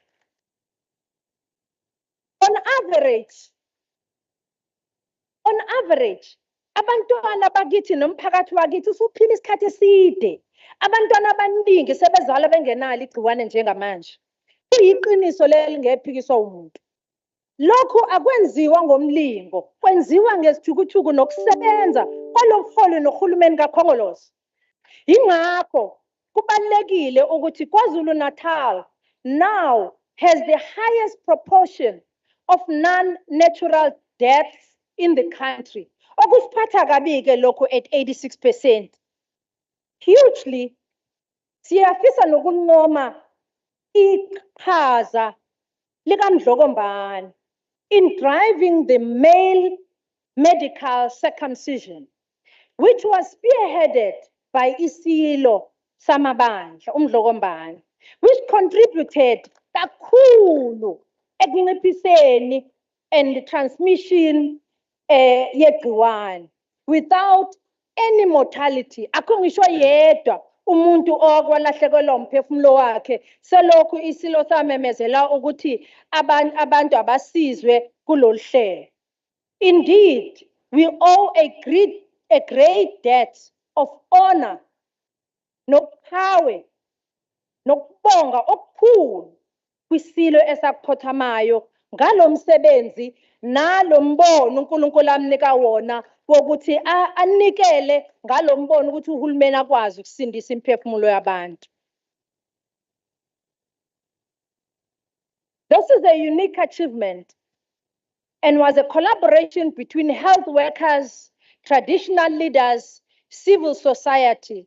It was further endorsed by the group of eminent leaders and former presidents of the African continent. KwaZulu-Natal provincial government, working with the Medical Research Council, interventions resulted in unprecedented 95% reduction of malaria cases and mortality. Abantu ababeshona beshoniswa umalale veva. Namhlanje abantu sebeyaphila kube sengathi umoya oyingcwele akuwona umoya oyingcwele. Umsebenzi kahulumeni kaKhongolose. The cholera pandemic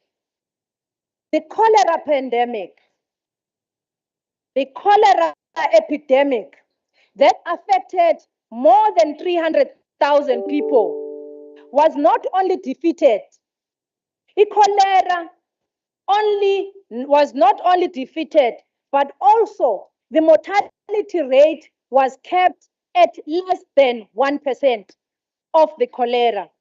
That was a result of the unprecedented collaboration between government, health workers, civil society, artists, traditional leaders, religious leaders, in mobilizing communities to defeat the epidemic. Siyafisa bakwethu ukuthi silibonge kakhulu iqhaza labasebenzi bezempilo. Siyafisa ukuthi silibonge kakhulu iqhaza lakho Khabazela nethimba lonke labezempilo nomphakathi wakithi nabaholi bethu bomdabu amakhosi asendlunkulu nomphakathi wakithi osebenze ngokubambisana nohulumeni ukuthi izinto ezinjengomalaleveva omalaleveva isifo sekholera nezinto eziningi ebezibhuqabhuqa abantu namhlanje sekungathi izinto nje eziyiphupho kodwa kwaba umsebenzi onzima ukubambisana. On education, we are proud ukuthi ngaphambi kwalohulumeni kaKhongolose KwaZulu-Natal had a high literacy rate, and uprogram yaqala nomhlonishwa uambassador uSibusiso Ndebele eyibizwa ngokuthi masifundisane campaign was launched ngaleso sikhathi.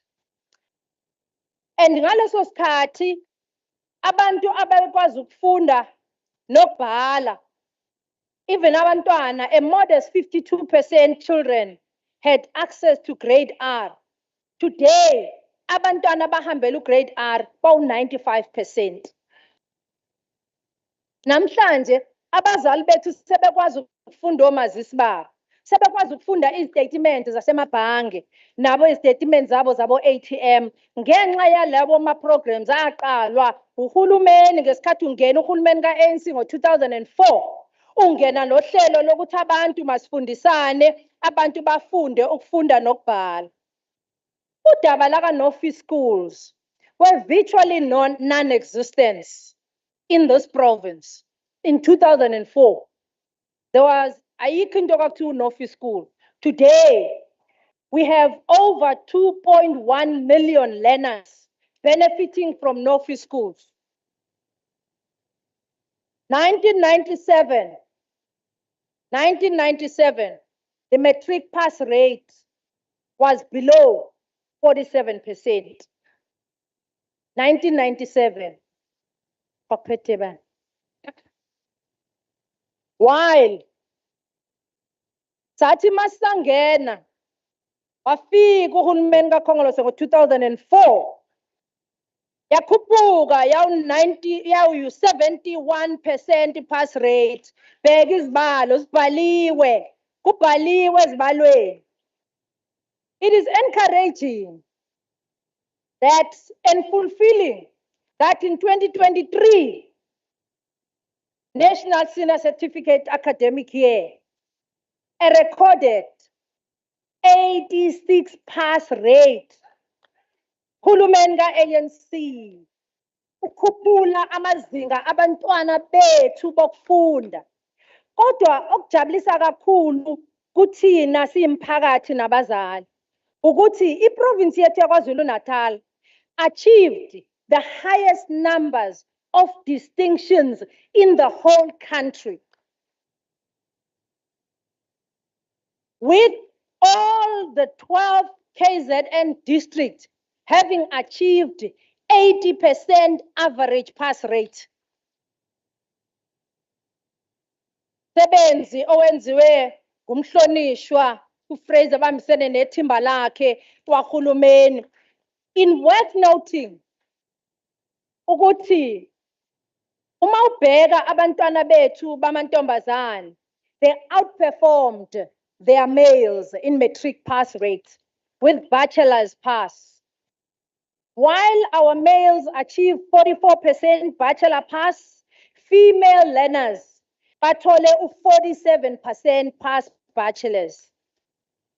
In fact, my numbers, 180,000 female learners sat for their exams against 136,000 males, which explains the worrying factor. Ukuthi njengoba abantwana bamantombazana aba-180,000 abafana be-136,000 abahlalele ukubhala umatric wabo, abantwana bethu babafana liyehla izinga labantwana bethu babafana abaqeda umatric. Kuyasihlupha ke thina njengohulumeni ozikhathazayo ngeimpilo zabantu. Access to higher education and training has been expanded. A person's age 20 years and older with no schooling has dramatically declined. Njengamanje, uStart SA ukhombisile ukuthi only 8.3% kusukela ku 22.5% ku 1996. Manje, it's 8.3%. It decline yabantwana abaneminyaka u-20 and older abangaya esikoleni. In 2002, there were 28 training colleges or teacher training colleges that were merged in 2002 to 2003 to establish ama-FET colleges, now abizwa ngokuthi ama-TVET colleges. Today, njengoba sila, sinama-TVET colleges KwaZulu-Natal awu-9 with 86 campuses, some with skills development centers. Lama 86 campuses akhiwe yilo hulumeni oholwa nguKhongolose.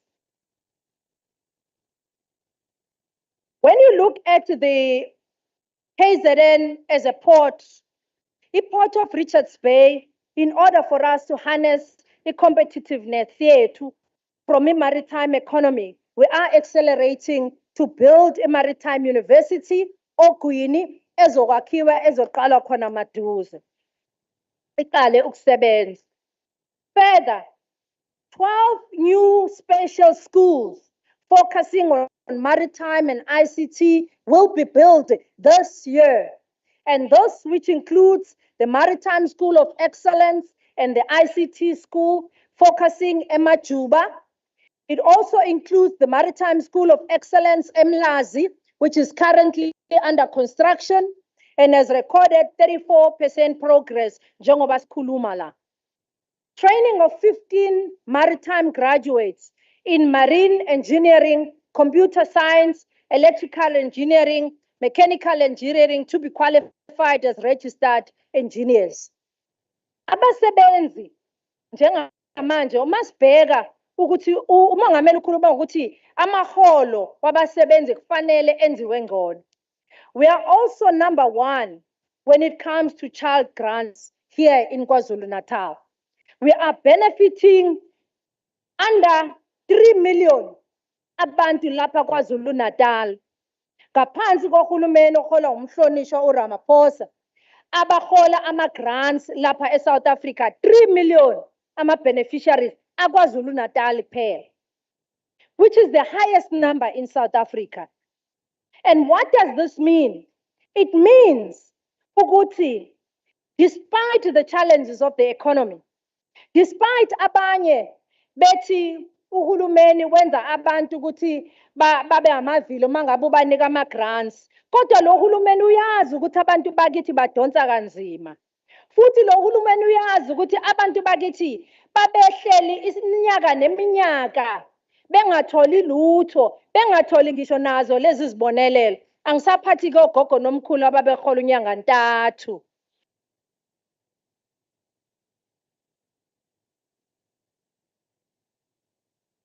Kubalekile bahlonishwa ukuthi sikubalule ukuthi umsebenzi owenziwa iminyango, kakhulukazi umnyango wokubhekelela laba abathola izibonelelo zakahulumeni, ukuthi bakwazi ukuthi noma bezithola izibonelelo kube khona imisebenzi abayenzayo Umhlonishwa uKhoza besixoxela lapho ukuthi njengamanje kunomama abanye abangaphansi kohlelo labafelokazi bayabhaka, bayathunga, abanye banama bakery wabo, abanye benza imisebenzi baqashe abantu sike sibabone be-exhibitha bedayisa ngezinto zabo ezinhlobonhlobo uma ngabe sinemsebenzi kahulumeni.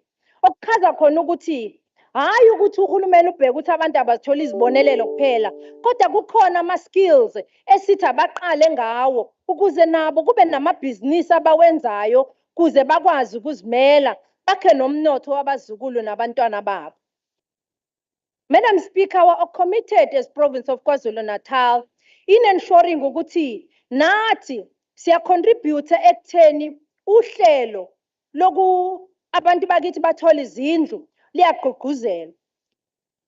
We achieve this by using ama-instruments anjenge-delivery of service sites, anjengokwakha izindlu kwakhelwe abantu, affordable rental houses elezi abantu abakwazi ukuhlala sakurenta, ezinye ama-subsidy houses kanye nama-informal settlement upgrading.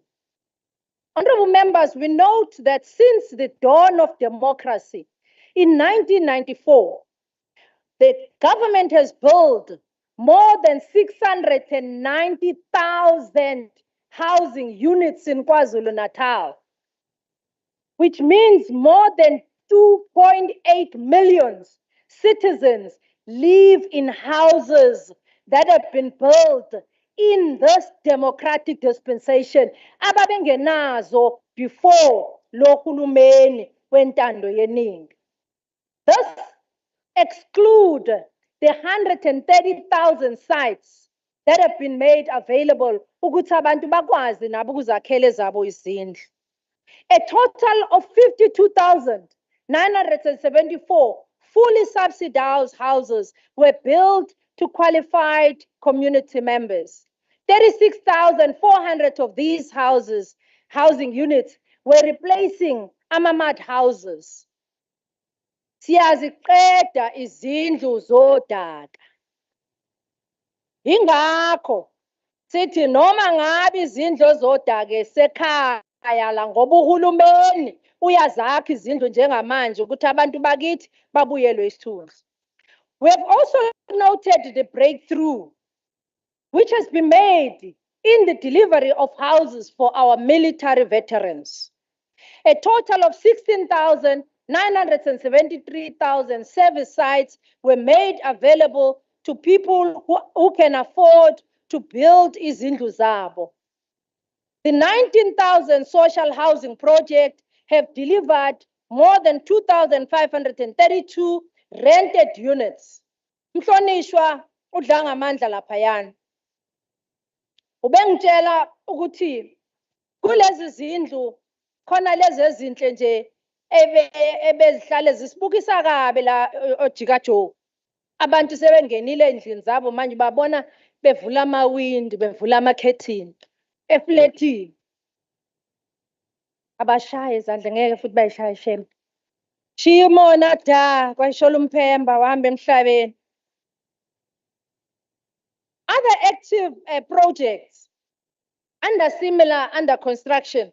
Ama-project amanye siwabonayo lapha yakomvoti, koNewcastle, koKokstadi, koBuhlebezwe.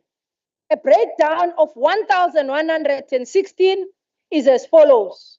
104 lapha yakwajikajo, ama-CRUs 228, eBuhlebezwe 102 units, ama-N11 CRU 190 units, enhlalakahle nakhona 192 units. The 22 developed areas were declared to support DDM areas. Ziningi ke ezinye indawo ezinjengalapha yakoDukuza, eHyde Park koNonothi, eMpangeni eSikhaleni, eVulindlela corridor, Msunduzi North East development areas, eMlazi, eOsterville, eLadysmith development area, eNewcastle. Informal settlement and farm workers. We have noted the closure of Ispingo transit camp as families were taking occupation of new housing units endaweni ebizwa ngokuthi kuKwaNkanku. In order to address the upgrading of informal settlement and farm worker challenges, vast parcels of lands have been acquired. Uhulumeni ke usethenga umhlaba kwenzela ukuthi sakhele abantu bakithi abahlele endaweni zamafama abacindezelwe nabangenazo indawo zokuhlala. Uhulumeni usethenge umhlaba 51,000 hectares lapha ya eMadlangeni, 132,000 hectares eNewcastle, lapha ya eBotchhoek, efarm Botchhoek. Sesiuthengile lo mhlaba kwakhela abantu bakithi izindlu Mhlonishwa. 57,200 hectares endaweni yaseBaqulusini siuthengile lo mhlaba ukuze sifake abantu bakithi sibakhele izindlu. 86,500 tonton hectares eNkosilanga Libalele. Sibala nje amagqabantshintshi womhlaba esuthengele abantu bakithi ukuthi sakhe izindlu ngokuqonda ukuthi abantu bakithi kakhulukazi basemakhaya abanazi izindlu, abanawo umhlaba. Yingakho kusafanele sisebenze bahlonishwa, sisebenze kanzima ukuthi umhlaba ubuyele kubantu ukuze isithunzi somuntu sibuyele, kakhulukazi abantu besifazane. I reported la ngonyaka odlule ukuthi kuma 135 mass care centers that were prioritized before ukuthi abantu bazophuma emahholo lapha babehleli khona ngezikhathi zeyikhukhula. Sakwazi ngempela ukuthi ngo-2022 angabi khona umuntu owadlela ukhisimusi emahholo. Today, I announced that rented buildings known as transitional emergency housing or accommodation have been closed in all other municipalities. Akukho umasipala manje abantu abahlala emahholo noma abahlala kule ndawo esibiza ngokuthi ama-transitional emergency accommodation, except for eThekwini. Lapho ke esesibhekene nalo iTheku ukuthi sibakhiphe-ke nakhona abantu, sibakhiphe emafletini anjengo-Truro Hall lapho esibahlalise khona, bahlala emafletini. Sizobakhipha-ke, sizobafaka-ke endlini zabo esibakhele zona. Zakhiwe eCobsville izindlu. Mhlonishwa wayosikhombisa nje azizinhle izindlu zabantu bakithi, isithunzi kubantu bakithi, kovula indlela azizinhle izindlu zabantu bakithi. 1,832,000 jobs ezakheke ngesikhathi kwakhiwa leza zindlu evula indlela. Ubugebengu kunzima kakhulu ukuthi sisakhuluma ngabo singabambisene singabantu besifundazwe nomphakathi waKwaZulu-Natal. The levels of crime and violence with politically motivated crimes and killings are on the rise, particularly the gender-based violence and femicide remaining ongoing challenge. According to the latest SEBS statistics, great improvement have been recorded for crimes which are dependent on the police action for detention, with an increase of 9.6% or 2,419 cases. This is a ray of hope as our province has stabilized. Violence in areas such as Komsinga, Ko-Thekwini emahostela, Ko-Masho emahostela, Ko-Glebe, Koma-taxi rank, Ko-Folweni, Ko-Pinetown, Ko-Mpumalanga, Ko-Dabeka. Lapho besibona khona udlame lamatekisi nodlame emphakathini. Sesiyabona lezo ndawo seziyaqala ziba nokuthula. To sustain the stability, umphathiswa ubaphela lapha yana esebenza nomnyango wezamaphoyisa. Hayi, suthulela isigqoko umnyango kaNdonga ngomsebenzi omuhle owenzawo wokuvalela kwasani into ethi sigebengu nje ehlangana nephoyisa. Amaphoyisa igebengu seziyawazi amaphoyisa. Asafisi ukuhlangana nephoyisa ngoba bayazi ukuthi licosha kwasani, lifake lapha esikhithi. The higher education and training are implementing a program ebizwa ngokuthi Thatha Ulwazi Lwisana Nobugebengu. This program seek to engender a culture of fighting crime amongst our communities. Sijabula kakhulu ngohlelo olabikwa noma lathulwa ngumhlonishwa ucele ungqongqoshe wezamaphoyisa lapha kakhulukazi emkhanya kude lapho esasinenkinga khona okwahamba abaholi bethu abanjengomholi lapha emhlabi yalingana umholi wethu uJuda umthetho umholi wethu Tembe kanye nabanye emphakathini abadlula ngesikhulu isihluku bebulawa zigebengu. We commend the police for making swift breakthrough in pursuit of these suspects. However, we know that there is no escaping the fact that the families of these loved ones zalahlekelwa ngabazali, zalahlekelwa ngabaholi babo, kanye nabaholi emphakathini kanye nabazali, kanye nabayeni. We are pursuing imithetho yokuthi imoto zabantu bakithi lezi ezintshontshwa ziweliswe ngaphesheya komngcele. Ungqongqoshe wezamaphoyisa usiqinisekisile ukuthi basebenza ngokuzimisela ukuthi kuqedwe ingxoxo kanye nomakhelwane bethu eMozambique ukuthi phela impahla yethu le esuke sitholakele ngale ibuye kwenzele ukuthi abantu bakithi bakwazi ukuyithola impahla zabo ezisuke ezintshontshiwe.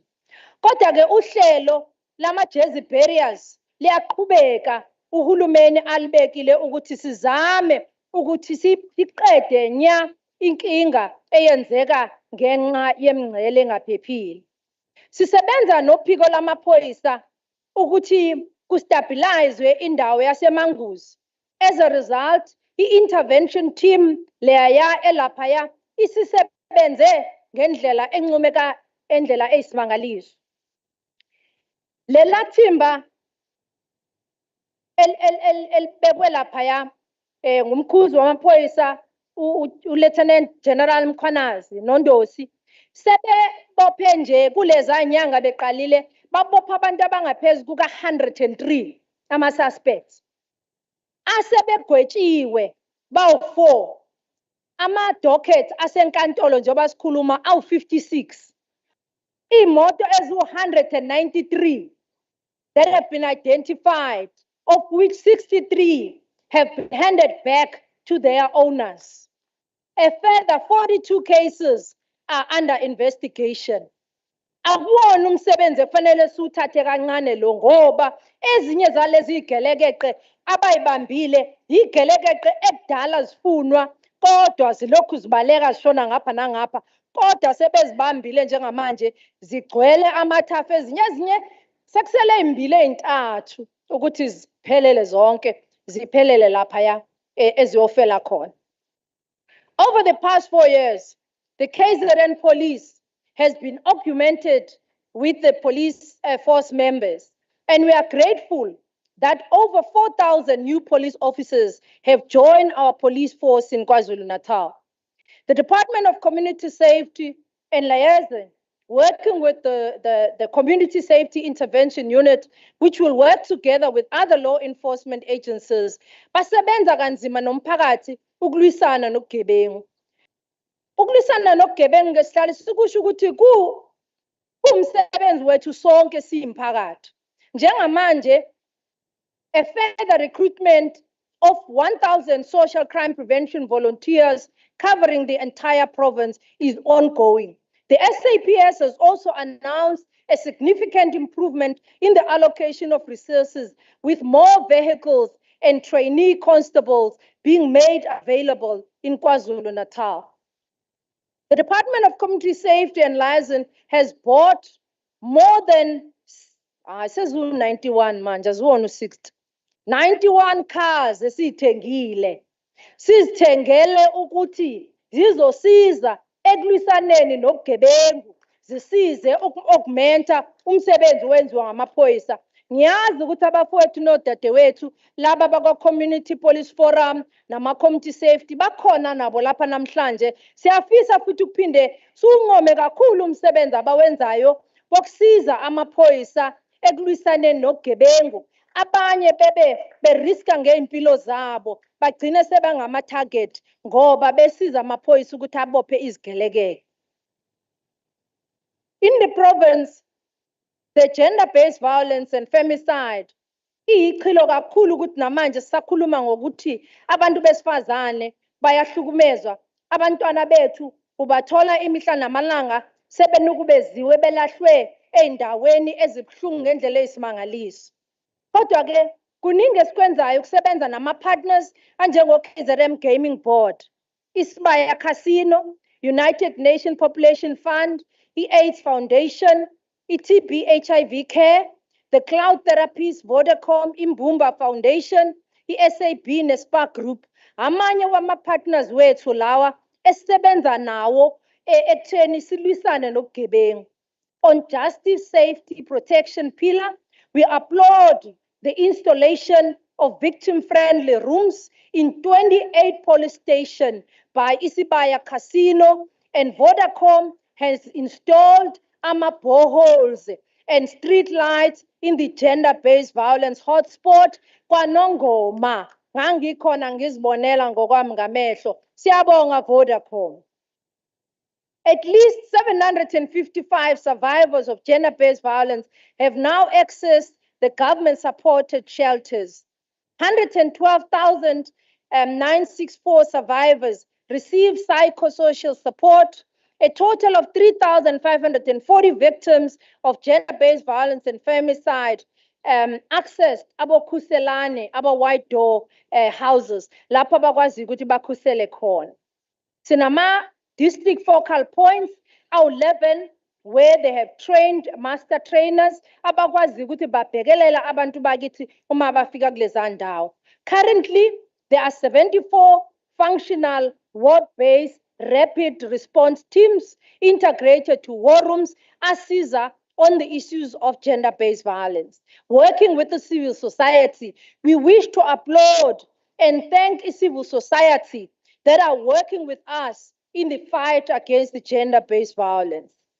300 women in business have been supported with card machines by the Office of the Premier and the Gender-Based Violence app with a panic button that is being developed by Moses Kotane Institute with funds from Sibaya Casino.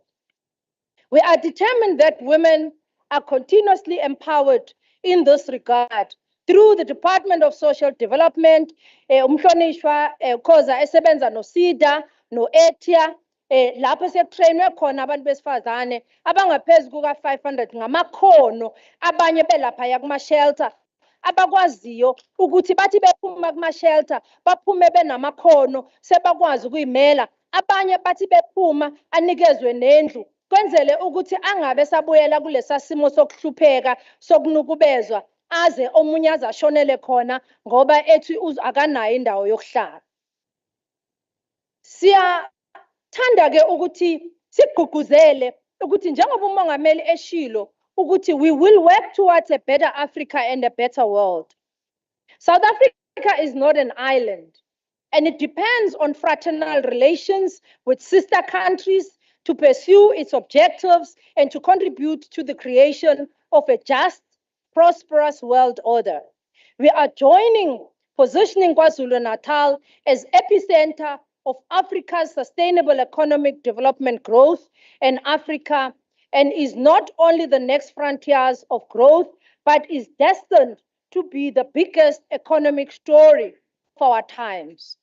The province borders 3 countries, iLesotho ngapha eNtabeni, iSwatini ngapha eMozambique, and we continue to develop closer working relations with our neighbors because we believe that with that positioning of KwaZulu-Natal, we are a gateway to Africa, but also we offer the world-class freight and logistics to all these neighboring countries. And we do want to remain a gateway to Africa as KZN, but also as South Africa. We are also members of the multipolar world in which our country works with the power nations of the world, such as the USA, the UK, China, India, Brazil, Russia, with equal zeal. For business point of view, our province has hosted BRICS and worked closely with Afrexim Bank and Africa Continental Free Trade Agreement. AFTA is led by one of the South Africa's own son of the soil, His Excellency Mr. Wamkele Mene, ophinde waqokwa futhi njengo-Secretary General e-Africa, okuyena u-SG General we-Africa Free Trade, ozolida i-Africa on the Africa Continental Free Trade. Siyambongela kakhulu Mr. Wamkele. Madam Speaker, we also witnessed trade under the new preference set in AFTA, where President Cyril Ramaphosa enyangeni edlule kuJanuary ubela eThekwini elaphaya eMtateni lapho ekade eqopha umlando abantu bakithi balapha KwaZulu-Natal, abanye abenza imisebenzi yama-chemical alula inwele, abanye benza ama-dried fruits o-Defy, abanye benza ubuhlalu, izinto esayibona lapha emthombeni eyiningi upresidenti ayozifaka igxivizo ezilayisha lapha emkhumbini zisuka la kubantu bakithi ziyodayiswa emazweni angaphesheya, okukhombisa khona ukuthi sizimisele ngobantu bakithi. Uma sithi umnotho ubuyele ezandleni zabantu, sithi abantu abavula amabhizinisi wabo ngoba bazokwazi ukuthi bahwebe namazwe angaphandle, bathole imali, nabo bagcine besengosomabhizinisi abakhulu. One of the intervention that was our government in December 2020 was to support the people of Palestine successfully, and we appealed for the ceasefire at the International Court of Justice at The Hague. Our support continues for all the downtrodden people of our world, including those in the Western Sahara. And we want to encourage our government to continue preaching peace to all our nations. Honorable members, now our province in South Africa has faced serious climate change in those days with successive floods that we experience. Our response has been determined by sustained and clinical work of the Department of Economic Development, Tourism and Environmental Affairs that has established a resilient settlement program responding directly to the recent experiences and our challenges. In October 2023, the Provincial Executive adopted the climate change strategy as part of disaster management, and 1,000 smoke alarms were installed in the province, benefiting more than 3,219 community members. Ngaphansi komhlonishwa umloyi ongamele umnyango waka disaster management wakakhokha. The province will also implement the provincial plan of action of building resilient settlement and develop the floodplain for the province with the guidelines of identifying all the high-risk areas. Namhlanje siyafisa sesizophetha ukusho ukuthi umongameli uma ikhuluma nge-mass job creation ukusiza abantu bakithi ulusha kakhulukazi nabantu bakithi ekuhlaleni ngokuthi kwakhiwe imisebenzi. Ngiyafisa ukusho ukuthi thina ke siKwaZulu-Natal imisebenzi esesiyikhandile ngohlelo lethu lwakasithesha waya 655,547 imisebenzi. Job opportunities across the provincial departments and districts since we made this announcement. Those opportunities zitholakala kule mkhakha. Khona uzohamba uyobheka ukuthi kuphi. Nansi imkhakha eproducer le 600,000 jobs. Learnerships, internships, community works program, EPWP, permanent jobs, under Stesha Waya. To demonstrate this commitment, at Khokta, kuleli sonto si approve imsebenzi abazoyi advertise. Community saved kuzo advertise. Economic development tourism iya advertise. Provincial treasury izo advertise. Sports, arts and culture izo advertise. Social development iya advertise. Yonke lemsebenzi abantu bakithi advertisewayo bazoyithola kwi-e-portal le esayilontsha ngosithesha why eyenza ukuthi ingabi bikho lento yokuthi abantu bathi kuqashwa ngenxa yokuthi wazi bani.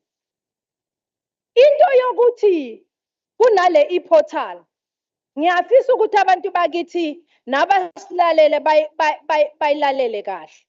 Awukwazi ukuthi uma ngabe sonke la endlini singena kwi-internet u-applyela umsebenzi nomunye ehleli kubo sonke si-applya la kwi-portal. Angazi-ke ukuthi laba abakwi-call center babona kanjani ukuthi lo ngiyamazi, lo angimazi. Yingakho sil-encourage lolu hlelo lokuthi kusetshenziswe i-e-portal ngoba yenza ukuthi noma ubani a-applyele noma yiphi imsebenzi noma kuyiphi department noma kuyiphi entity wonke applyele endaweni eyodwa ifike ngale kwi-call center ebese i-distributwa according to imkhakha yakhona kodwa ibirekhodiwe futhi kwabonakala ukuthi abantu bayaqualifya. Kungekho-ke ukuthi kuzobalula ukuthi kukhona umuntu ozothi lo uzomntomula kanjani njengoba sike sizwe. Kodwa siyak-encourage abakwethu njengoba sakusho kwezinye imbizo ukuthi uma ngabe kukhona abantu abakhipha emphakathi yethu ko-EPWP ngenxa yokuthi abayona ingxenye ye-political party ethile, lokho akubikwe ngoba kumisuse ama-government resources. Awudingi ukuzibika ukuthi ungubani, bika nje ukuthi usibani, uqoshe bani, ushuthe nesithombe, usithumelele nevideo, usinikeze thina sobe sesenza umsebenzi. Ngoba sifuna ukusiqeda lesihlava sabantu abaqasha bangane nezihlobo. Abangahlabeka abanye abantu bakwethu khona sebehlabeka ke manje angazi noma uNombeza noma yini Nkosi.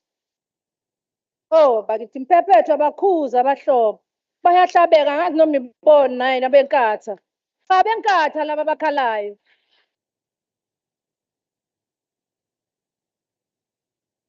Benkatha ongathi kushiwo kubona manje Nombeza. Honorable Premier and Honorable Kwala, order. Inkathi isuke yakhala mhloni ngiyaxolisa speaker. Isuke yakhala abhlungu inkathi Nkosi yami. Uma sibheka imsebenzi elapha ya under invasive alien species lo umhlonishwa uDuma kade akhuluma ngayo 37,500 jobs alone kulo wamsebenzi. Kusiphathe kabuhlungu ngempela kodwa abahlonishwa on a very serious note ukuthi kukhona omasipala abakhipha abantu ngenxa yokuthi abaphethe ikhadi elithile.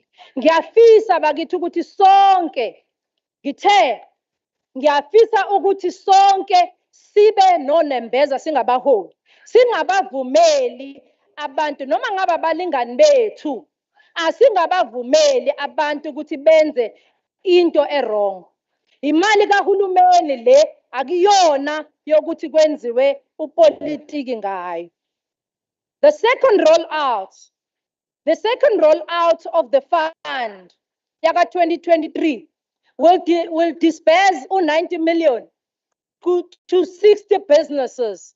Njengamanje abantu abasha bakhona abanye la abaneyinkampani zabo abanikezwe imali under youth fund le esinikezela abantu abasha. Kulonyaka nizobona nje nangesonto elizayo nomhlonishwa uDuma kwa economic development nabahlonishwa nakuma district sihambisa amagaraji aka Dunlop kubantu abasha abanikezwa amagaraji abo ceke aba-aplayile bawathola.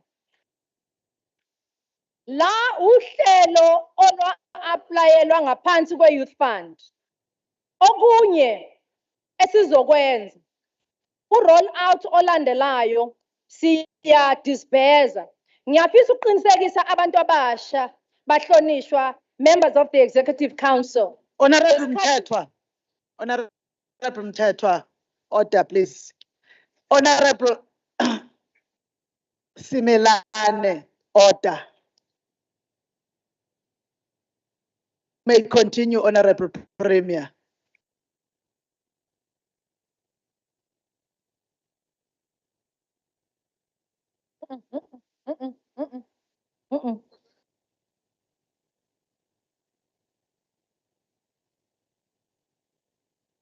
As part of the rollout Youth Fund, we're distributing the download tires garages, garage in a box. This program is designed for young people. Akusho kodwa ukuthi uxhaso labantu abasha kuphela. Siyagcizelela lokho. Kodwa kunama program abekelwe abantu abasha bese kuba khona ama program abekelwe wonke umuntu okhona KwaZulu-Natal.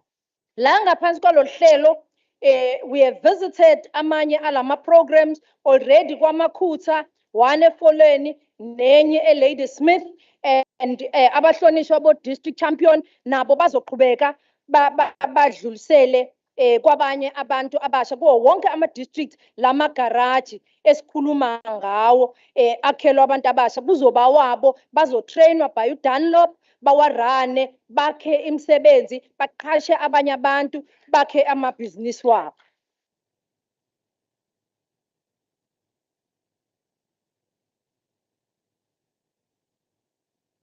Ohlelweni lokuqhubeka nokwakha amathuba omsebenzi lolu esikhuluma ngawo ngaphansi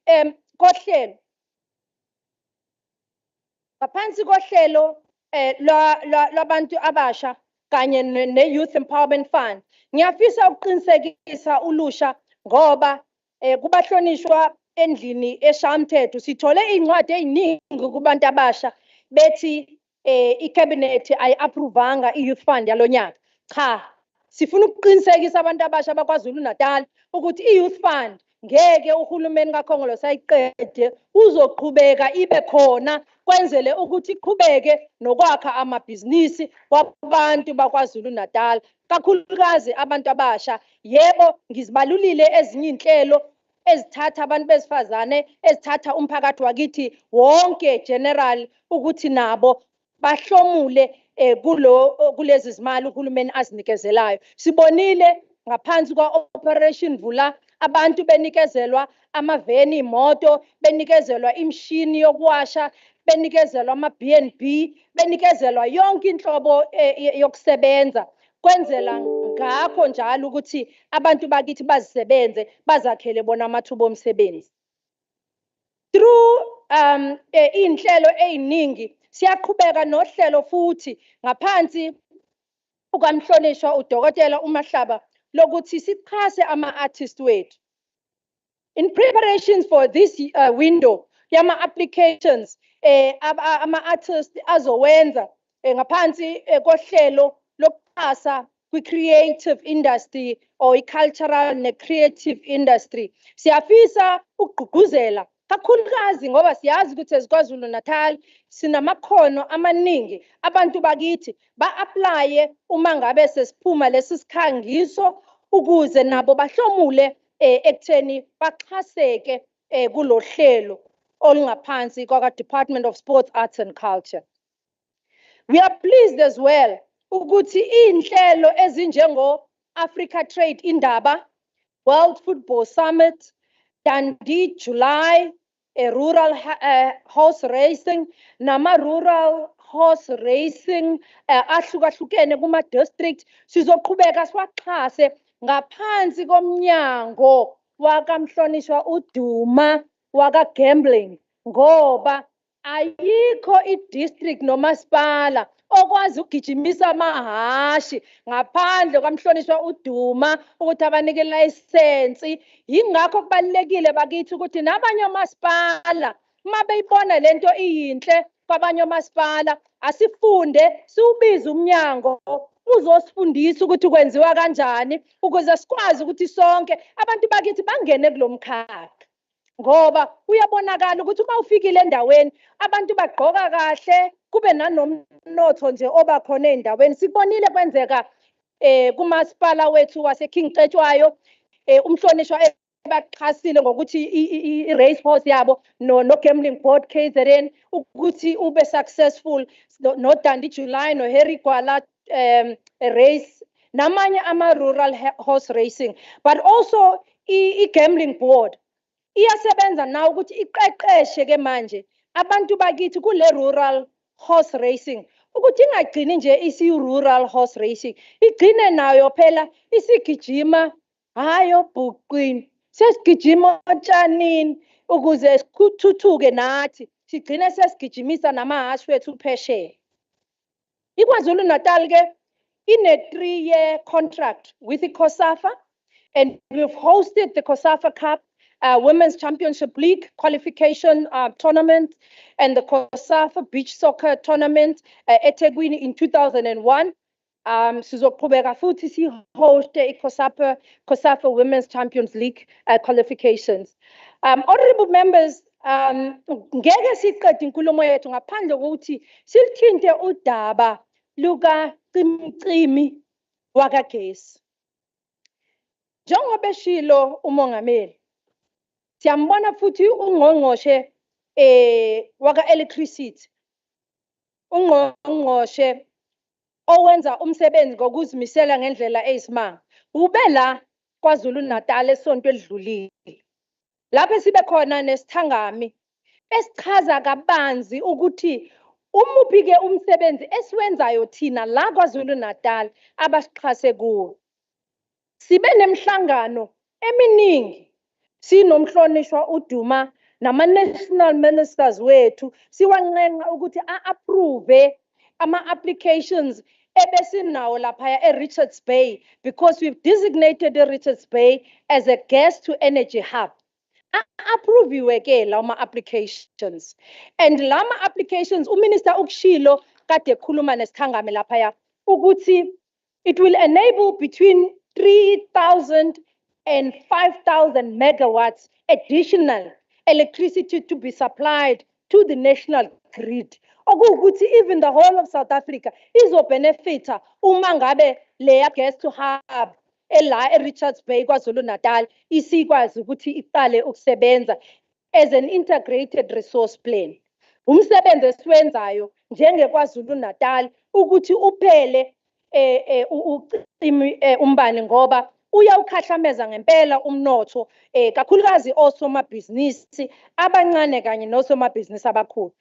Eminye imikhankaso esinayo amanye ama-project esinawo sine project esibiza ngokuthi Mombasa Energy, where we've signed a lease which is awaiting to go for the bid window acquisition for 3,000 megawatts through the Independent Power Producer Program. We have Ipagwe RBGP elaphaya nayo Richards Bay, which is going to produce 3,000 megawatts of gas to power through the IPP process. And then we have the EFECBAC, which seeks to secure the gas at the earlier time frame than envisaged in the Transnet process, and also develop an alternative but less expensive process involving the use of floating storage of RES gasification. And these are some of the units that are already in place as KwaZulu-Natal esizama ngawo ukuthi iSouth Africa nathi sicontribute ngoba sekubonakele ukuthi le hub esithe izoba dedicated to be a gas hub izosiza masishane ukuthi South Africa yonke isheshe iphele indaba ye-load shedding. In partnership between the ESCOM and enhancing heavy industries capacity. They produce the 8 megawatts, which is enough to power a small town for 4 hours.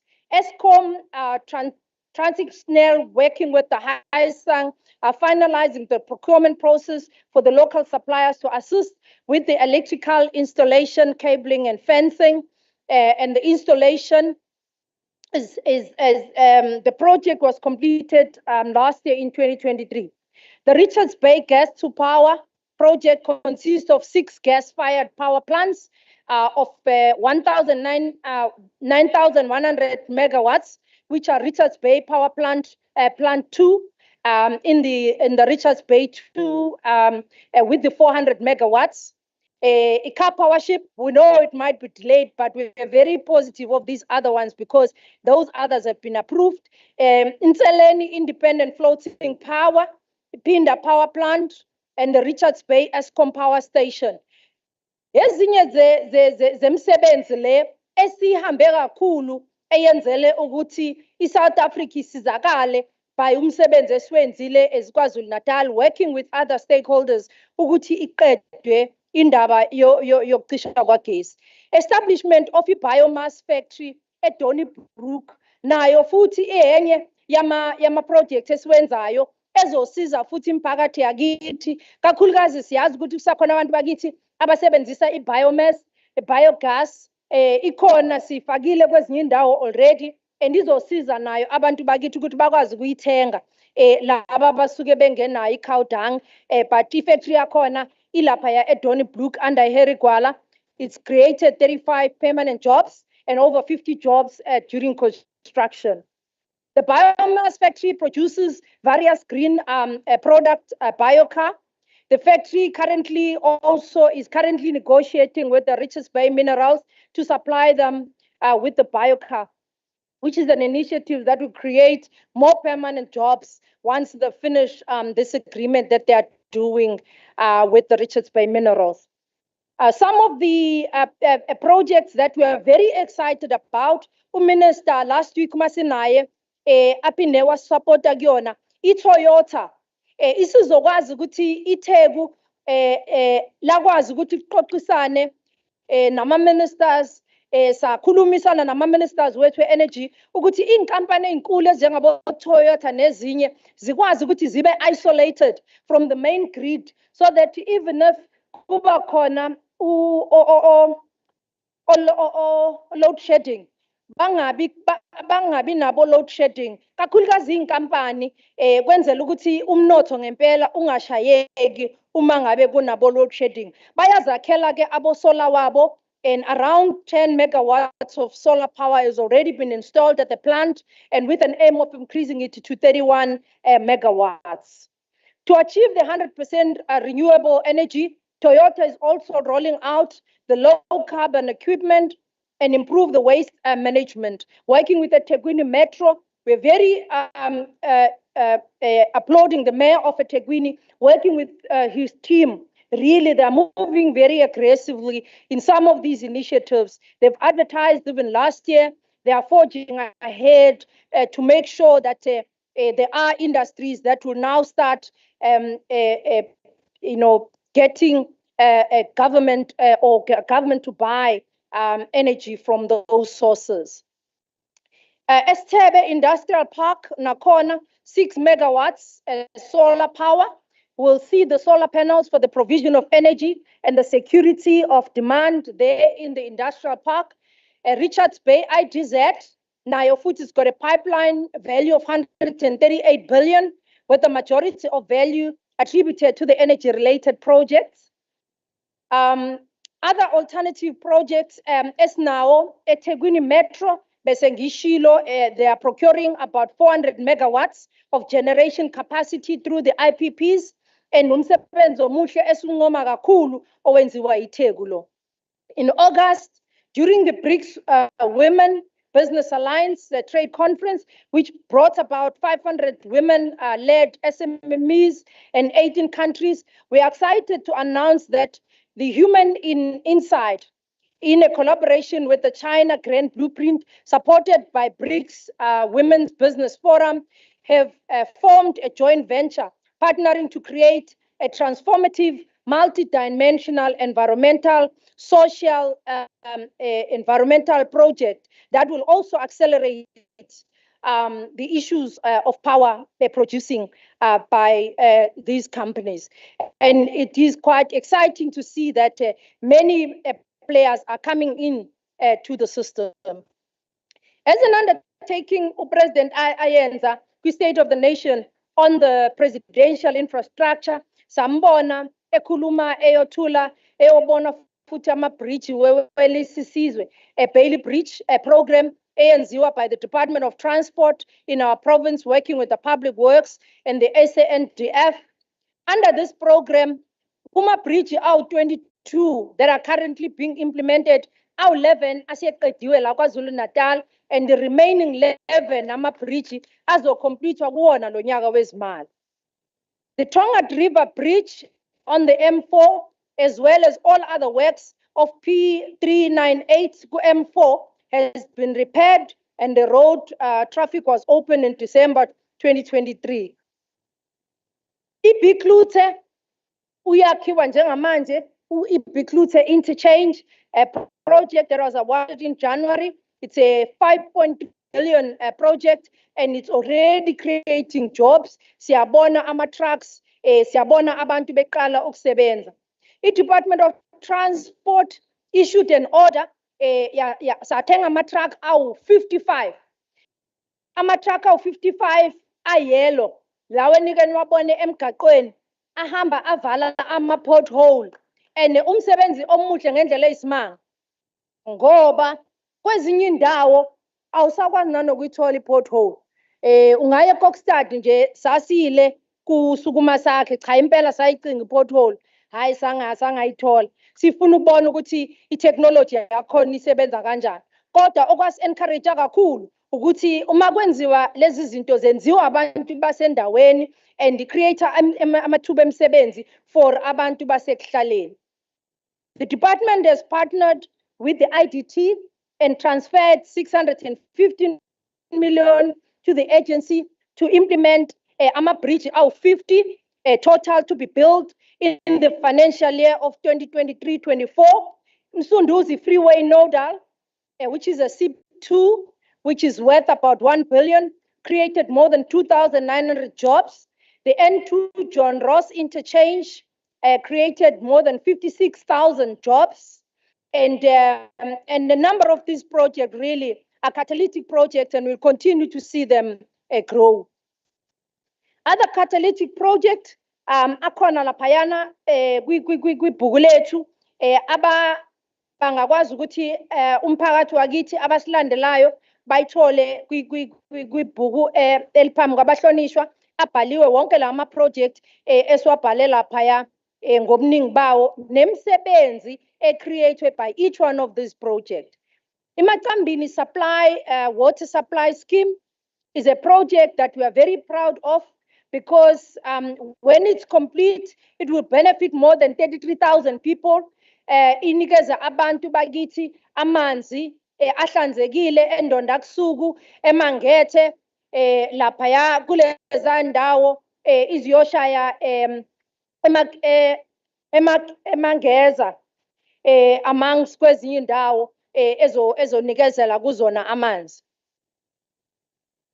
Ngiyafisa ukuqinisekisa abahlonishwa ukuthi uhlelo lokwenziwa kwe-government present luyaqhubeka, working with Afreximbank, as the president of Afreximbank was here in January, making sure that he's giving us support with our president on the government present. We are very excited that the department, the Treasury, has already appointed the transactional advisor, and they are already concluding the work, and ispaid sizokala khona maduze. We are also excited that iTransnet, the National Ports Authority, recently announced ama-project amaningi amakhulu nawo azobenefita kakhulu umphakathi wakithi walapha KwaZulu-Natal. Madam Speaker, we've always been upfront about transforming KwaZulu-Natal as a smart province. To this end, we've taken a bold step to establish what is called the King Dinizulu Innovation Valley. This is a collaborative effort between the provincial government of KwaZulu-Natal, the Human Insight Africa, multiple technology and innovation industry to position the province as a global leader in citizen-centric innovation and digital transformation. It's located at the Dube Trade Port. The Innovation Valley is a commemoration of 110 years anniversary of King Dinizulu. And this is a very great initiative. Esikubonga kakhulu ukuba khona kwayo la. Siyabonga kakhulu silo samabandla ukuthi uxhase umsebenzi owenziwa ugovernment in commemoration the King Dinizulu ozoba khona ngenyanga ezayo. Siyakubonga kakhulu futhi ukuba khona kwalomsebenzi ngoba njengoba sihlangene lapha abahlonishwa siyokhumbula ukuthi kungokokuqala since umntwana wakaPhindangene esishiyile emhlabeni okwakungomunye owayehlale gqugquzela njalo esikhumbuzisa futhi ukuthi uKing Dinizulu owangu-honorary president waka-ANC owaqoshwa ngesikhathi kune-African Nations amazwe ase-Afrika ehlangene laphaya. Siyafisa ukuthi imisebenzi enjengaleyo umntwana kaPhindangene ayegqugquzela singayibukeli phansi, kepha thina njengezizukulwane sikwazi ukuthi siyithathele phezulu iqhubekele phambili ngoba wayekusho ukuthi yena wazalelwa kaKhongolose futhi uyozafe uKhongolose. Manje izinto ezinjalo fanele siziqhakambise ukuthi abaholi bethu umlando suwuthathe suqhubezele phambili kwenzela abantwana bethu bangakhohlwa ukuthi singobani futhi siqhamuka kuphi. We are excited that the Department of Higher Education has approved the skills development to the tune of 103 million. Those will benefit 2,000 beneficiaries for the 31 months. Kusukela kule nyanga le ezayo abahlonishwa kwi-cabinet siyafisa ukuthi simemezele ukuthi umnyango Department of Transport has introduced a program ebizwa ngokuthi iThuthuka Skills Development Program that will capacitate 4,000 beneficiaries with driver's license from all districts. Njengamanje abantu lohulumeni kakholo ngoKhongolose wabantu usukwazile ukunikezela abantu bakithi o-code 8 OC1 ama beneficiaries ahlukahlukene ubafundisa from all learners driving to or driving school ubafundisa mahala nama drivers license wabo njengamanje okuwumsebenzi oyi-initiative ebingekho before esikushayela ihlombe ukuthi abahlonishwa uma sibona ukuthi kukhona abantu bakithi abangasakwazi ukubuyela esikoleni kodwa bangakwazi ukuthi nabo bathole imisebenzi uma ngabe amakhono wabo angasasizakali. Ucode 8 nje utarget abantu abawu-1,000 njengamanje to create ama-e-hailers. Ucode C1 utargeted 2,000 beneficiaries capacitating and accessing employment opportunities. Ucode EC utargete wona 1,000 beneficiaries nawo uzotargeta abantu laba abenza pool of plant operators.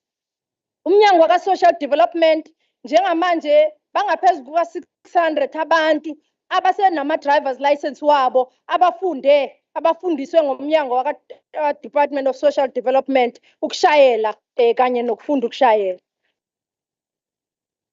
Umnyango waka-Agriculture abantwana ababefunde esidara ngonyaka odlule baphasa wakwazi ukuthi bonke lawo ma-graduates not a single one of those graduates waphindele ekhaya kodwa umnyango waka-Agriculture ngaphansi kwaNxamalala wakwazi ukuthi bonke labafundi baqashwe ngokugcwele umnyango. Unkanyiso ngubane nje co-owner wefarm ebizwa ngokuthi Dukathole Farm. Uqasha abantu abawu-15 ukhona naye la. Undumiso Gule. Undumise Gule udirector wenkampani ebizwa ngokuthi Gule Agriculture Consulting. Inemsebenzi eyenzayo ku-Eastern Cape, ko-Free State, ko-Gauteng, ko-Northwest, ko-Limpopo. Undumiso Gule unenkampani yakhe isebenza kuwo wonke ama-province. Umpilo Gqumisa is also a co-founder. Ukhona naye la, u-CEO wenkampani ebizwa ngokuthi MSN Agriculture Services. Naye futhi uthole uxhaso lokuthi athole ama-chemicals, ama-seeds, asizakale nangokuthi aguideke ukuthi yini angayitshala, kutshalwa kanjani. Ucreate imisebenzi ewu-9, ama-opportunities bakwazi ukuqasha nabanye abawu-7 abantu abasha.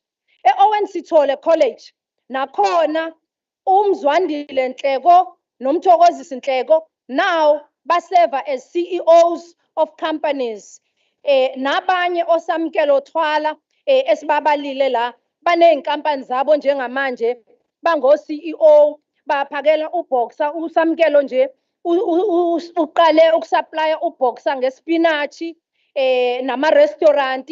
Today he has his own nursery and udayisa ngisho inkukhu lezi zesiZulu. Makhathini Mega Nursery Youth Graduates nayo futhi isiduduzo Gcwensa, Bhekani Khoza noNonkululeko Mathe bonke laba babenefite ngaphansi komnyango lo we-Youth Graduate Program baplaced under iMakhathini Mega Nursery yama-seedlings. They are registered now as a stokvel called Makhathini Agri Exchange Stokvel, planting and supplying wholesale such as abospa, ejozini, kanye nama-street vendors. Muningi kakhulu umsebenzi esiwenzayo ngaphansi kwa-agriculture obenefita abantu njengonkonyane Piggery namanye ama-companies amaningi abhalwe la ngeke ngiwaqede ngendlela umsebenzi ka-government waka-ANC umsebenzi omningi kakhona.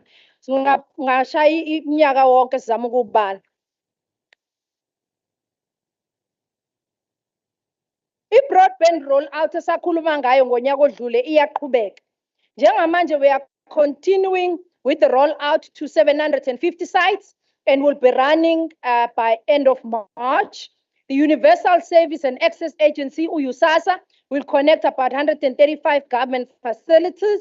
The SA Connect Phase 2 is creating, is now 287 community sites are being connected. Sizwile abantu bakithi einkundleni zokuxhumana nakuma-radio bekhala ngokuthi abanye namanje babekhala ngokuthi abanayo i-connectivity Wi-Fi. Ngiyafisa ukubaqinisekisa ukuthi siyaqhubeka nohlelo lokuletha i-Wi-Fi hotspot eindaweni kuyona yonke i-KZN. Uma singakafiki sizofika ngokusheshsha. Unyaka wokuqala siqale with 3,367 high Wi-Fi hotspot that will be built, connecting 659,000 households. eThekwini, Metro, Herigwala, uMgungundlovu, uMzinyathi. Okumnandi kakhulu kukhona indawo la eKokstad ekuthiwa i-Horseshoe. Leya ndawo is now connected into ekuthiwa wall to wall. It's a first of its kind in South Africa to be connected wall to wall in KwaZulu-Natal. Siyafisa ukubonga kakhulu, Madam Speaker, this historic third decade since our democratic transition in 1994. It has been a truly momentous occasion in the history of our nation. We have used unyaka ka 2024 ukureflecta emphakathini wakithi ukuthi indlela esisihambile ingakanani, and a distance that has been covered ukuthi ngempela mkhulu umsebenzi osuwenzakalile. The successes of the various administration ohulumeni ama-administration adlulile nawo umsebenzi abawenzile in the past 30 years. It's been possible, and we were able to reflect as well ukukhombisa futhi ukuthi singakuthathi kancane lokho okwenzakalile ngoba kuningi esekwenzakalile futhi kuningi esafanele kwenziwe abantu bakithi ngoba uma ubuka namanje njengoba kade ngilokhu ngirefera kule nqubomgomo umongameli akade eyithula ikhombisa ngokusobala ukuthi ukhongolose unayo iplan njengalohulumeni yokuthi abantu bakithi kusukela manje sizobathatha sibabeke kuphi futhi uma ngabe kungakwazeki ukwenzeka lokho bazokwazi manje ngoba sekuba nama time frames okuzoba yiwona abantu bakithi abazosimeasure ngawo ukuthi ke nitheni zokwenza ngalelanga senikwenzile yini lokho. Siyafisa ke futhi as a Premier of KwaZulu-Natal ukuthi njengoba simila sibonge kakhulu umsebenzi wokubambisana esiwenze nabo bonke abahlonishwa kule term of office. As a Premier, I do not stand alone in this podium, but I wish to take the opportunity and assure the support esitholayo nengitholayo personally from the leader of government business, Honorable Duma. Honorable Duma, ngiyafisa ukubonga from the bottom of my heart. I know sometimes ngikudonse ngengalo kungabi.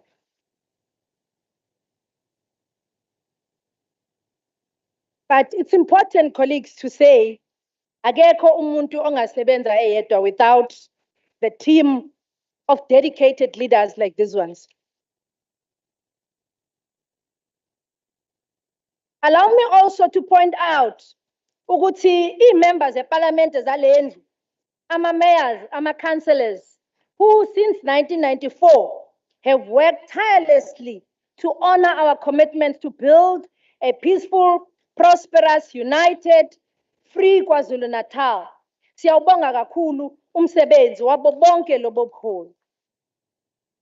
To the Director General, Dr. Mkhize, siswela amazwi okubonga umsebenzi owenzayo wenzela isizwe saKwaZulu-Natal nohulumeni waKwaZulu-Natal.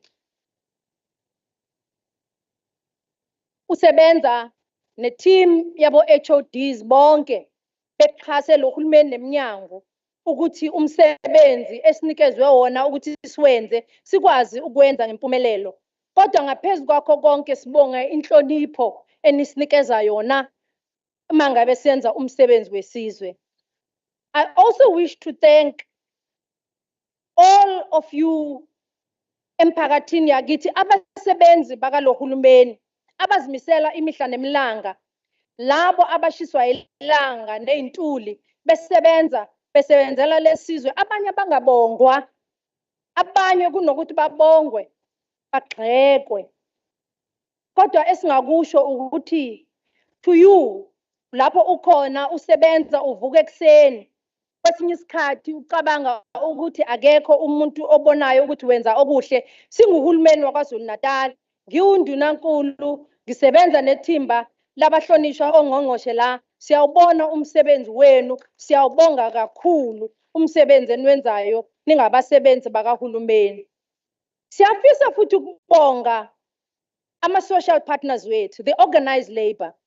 Colleagues, sometimes asifuni ukuyi-acknowledge into enhle. Yebo, our unions have got a responsibility to fight and also for fair labor practices, but also to fight for decent jobs for abasebenzi. Kodwa esikubonile ukuthi sibambisene kahle ngendlela eyisimangaliso with our organized labor.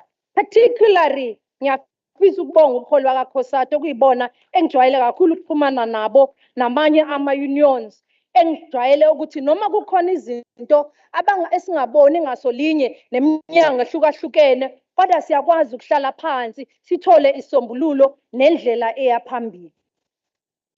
To the faith-based community, siyafisa ukubonga kakhulu kubaholi bethu bezenkolo, abafundisi, ababhishopi, abashumayeli, abavangeli, bonke amakholwa. Siyafisa ukubonga kakhulu uxhaso esilitholayo, imikhuleko esitholayo singuhulumeni waKwaZulu-Natal. Ngabe asimile la ukuba kusiyona imikhuleko enisixhasa ngayo kanye nezaluleko enisinika zona ngaso sonke isikhathi. Osomabhizinisi esebenza nabo siyafisa ukubonga kakhulu, kakhulukazi osomabhizinisi basemalokishini, okuwukuthi noma izinto eziningi bengaziboni zenzeka ngokushesha, kodwa bayawuthemba lo hulumeni kakhongolose ukuthi lokhu esithe sizokwenza noma singakafinyeleli sizokwenza ngoba akhona amaplan, zikhona izinto esizibeke eceleni zokuthi lokhu esithe sizokwenza kuzokwenzeka. Siyafisa ukubonga kakhulu umphakathi wakithi, i-civil society iyonke, the non-governmental sector iyonke. We wish to thank everyone. Umphakathi wakithi kodwa kakhulu kuwona nalaba abathatha isikhathi sabo sokuthi basibhalele, basitshele ukuthi yini abafisa ukuthi bayizwe. Sizwile imbono enishilo nasekuseni nakulona lonke isonto esikushoyo nesizibophezela khona ukuthi njengalohulumeni kakhongolose lokhu enikushilo kuzoqhubeka kwenzeke noma ngabe kwenzakalani, ngoba niyazi ukuthi uhulumeni kakhongolose iyona nhlangano kuphela njengamanje ekhombisile ngemisebenzi le esibeke etafuleni yokuthi ngempela sineplani futhi sinentshisekelo yokubona impilo yomuntu omnyama ishintsha. Kodwa ngaphezu kwalokho sinentshisekelo yokubona nje isifundazwe sethu saKwaZulu-Natal siqhubekela phambili. We also wish to pay tribute to all of you, abantu bakwaZulu-Natal, for i-resilience enikhombisile ey'khathini zobunzima. Nibhekene no-COVID, nibhekene ney'mvula, abanye bengakazitholi ney'hlobo zabo, bengakatholi ngisho ithambo.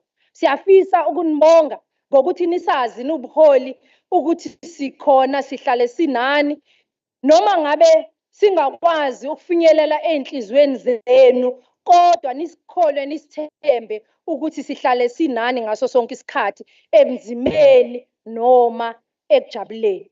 I also wish to state that I stand on the shoulders of men and women, the young and old, the black and white, who fought, struggled, who went to prison and died so that we could all be free to stand here as we do today. Ngaba simile la ukuba abazange balwe obabomkhulu bethu, ukube le nkululeko ayizange ilwelwe, le namhlanje kwesinye isikhathi esithatha sengathi yinto encane. To my family, my foundation and my fountain of strength, my ever supportive sister, ngiyafisa ukubonga kakhulu sisi wami, umndeni wami wonke, abantwana bami, ngiyafisa ukubabonga bonke, and my extended family as well. Omakhelwane kanye nabo bonke umphakathi ongikhulisile nongikhulisayo namanje, ngiyafisa ukubonga kakhulu uxhaso lwenu, ngoba ukuba anzange ningigade ukuthi ngiyaya esikoleni zonke insuku, ngihamba ngeenyawo, ngisuka ekhaya ngiye esikoleni, ngiya ebuhle, ngiya emlekeleli, ngiya konqabakazulu ey'koleni ngeenyawo, ukuba umphakathi awuzange ungigade ngaba ngikho lapho engikhona. Today, in a humble way, I trust that I have given a report that will make our forebears proud, a report that will give hope to our children, and indeed tomorrow, that tomorrow is going to be better than today. This report gives confidence to an unborn child to enter this world, knowing ukuthi from isikhathi ungakafika emhlabeni, lo hulumeni uzokunakekela ufike emhlabeni, ukhule, ungene kuNEFSAS, usuke kuNEFSAS, ungene kwi-child support, usuke lapho ungene kuma-programs we-youth fund namanye ama-programs ukuze impilo yomuntu ibe ngcono. This has never been about us, honorable members, but it has only and always been about the pursuit of a noble vision to build a better KwaZulu-Natal and a better South Africa and a better world. And in this regard, I really want to thank all of you, all political parties as well. I really want to thank you, yes, included you, honorable member. Your support, your criticism has made me stronger, has also made us to reflect where we are making mistakes. But one thing I can assure you, that this ANC-led government will take this province to even greater heights. In this regard, I'm reminded of the words from the Guinea-Bissau revolutionary and theoretician Amilcar Cabral, who shared a simple yet sage advice for all of us immersed in the task of building new societies, societies characterized by peace, equality, prosperity. He counseled that we must act as if we answer to no and only to our ancestors, to our children, and to the unborn. We have to act to understand that even those unborn have got their hopes in this leadership, but also in this African National Congress-led government. Again, today, we commit ourselves, honorable members, on this administration to say forward never, backward never, honorable members. Backward never, honorable members. And forward forever. And forward to a prospective government led by the African National Congress. Forward. Thank you.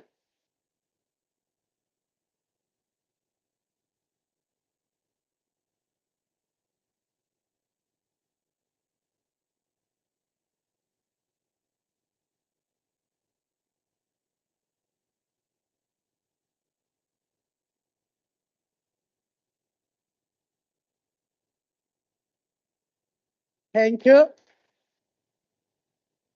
Thank you.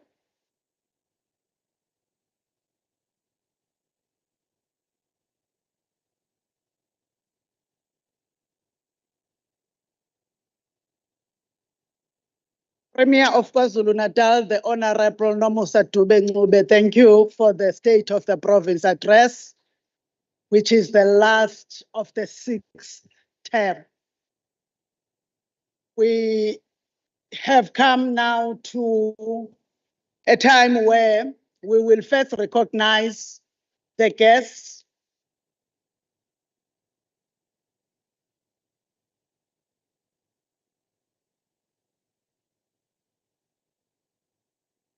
Ubayelele into erongo na hlonishwa uthwala bayeleleke into erongo na kukhona umsindo engizwayo ngapha. Honorable members, I want to recognize His Majesty the King, Mrs. Zulu Kaswelithini, and the entire members of the royal household that were with us right up to this moment. Bayede siyabonga kakhulu. I want to recognize the former premiers of KwaZulu-Natal province, I think it's not in the order that they came, but I will start with His Excellency Ambassador S.J. Ndebele, Dr. Z.L. Mchunu, and Mr. T.W. Mchunu.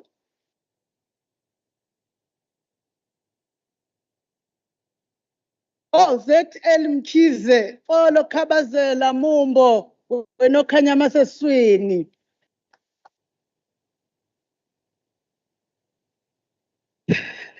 The Judge President of the KwaZulu-Natal Division of the High Court, Dadewethu Boyo Dlwathi, Judge. You are alive in the era that Charlotte Maxeke dreamt of. The three arms of the state are occupied by the spaces she created. The Deputy Minister of Finance, Dr. David Masondo Nyambose. The Deputy Minister of Health, Dr. S.M. Dlomo and Mrs. Dlomo. The Deputy Minister in the Presidency, Honorable K. Murolong.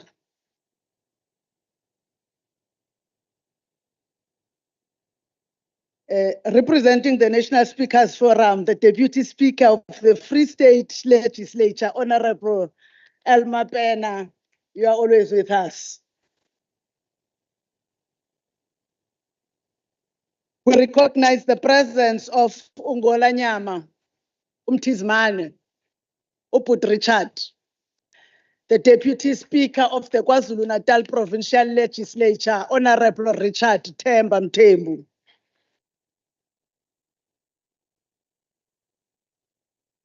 The members of the diplomatic corps that are amongst us, members of the KwaZulu-Natal Legislature, the Mayor of eThekwini Metro, Councillor Kaunda, the Mayor of Umgungundlovu District Municipality, Muzokuthula Zuma, the Mayor of Umsunduzi Local Municipality, Councillor M. Tebola, all mayors, speakers, and councillors that are present. Yes, all mayors, speakers,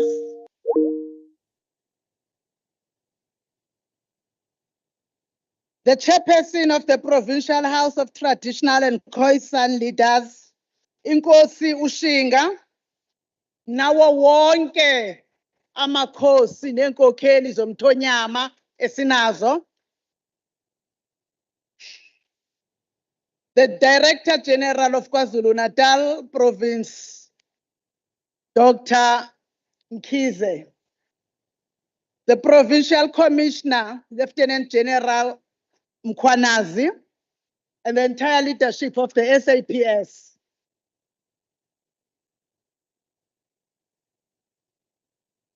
Kuhle bahlonishwa ngempela, siwashayela izandla amaphoyisa ayabopha.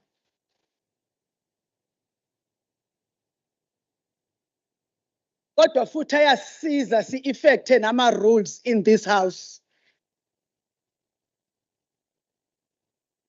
The leaders of political formations that are in the province of KwaZulu-Natal and political parties, the Provincial Planning Commission, the heads of departments, CEOs of entities and senior government officials, the Secretary of the KwaZulu-Natal Provincial Legislature, Ms. Naidu, the stalwarts of the struggle and families of the stalwarts that are with us, the labor unions that are party to the bargaining councils of this country, the civil society, faith-based organizations, business fraternity, government beneficiaries that are here with us, the Mthembu family, especially Mrs. Mthembu,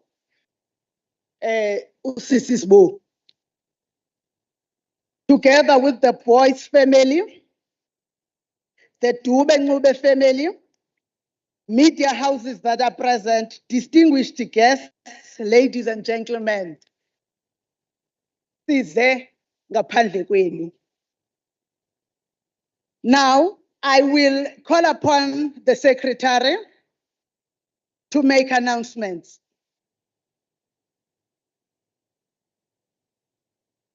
Secretary.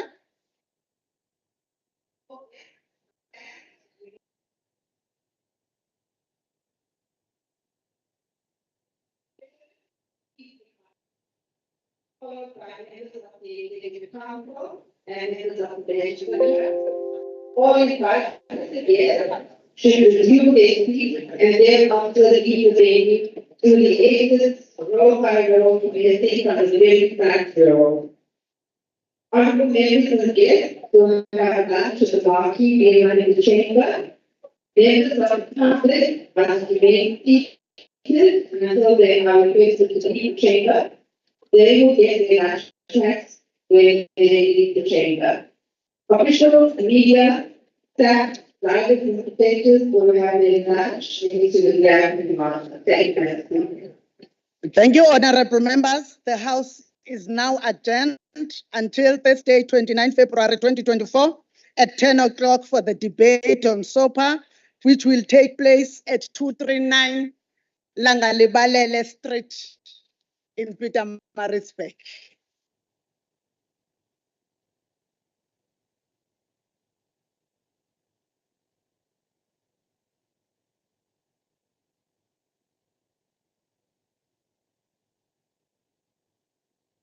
Wena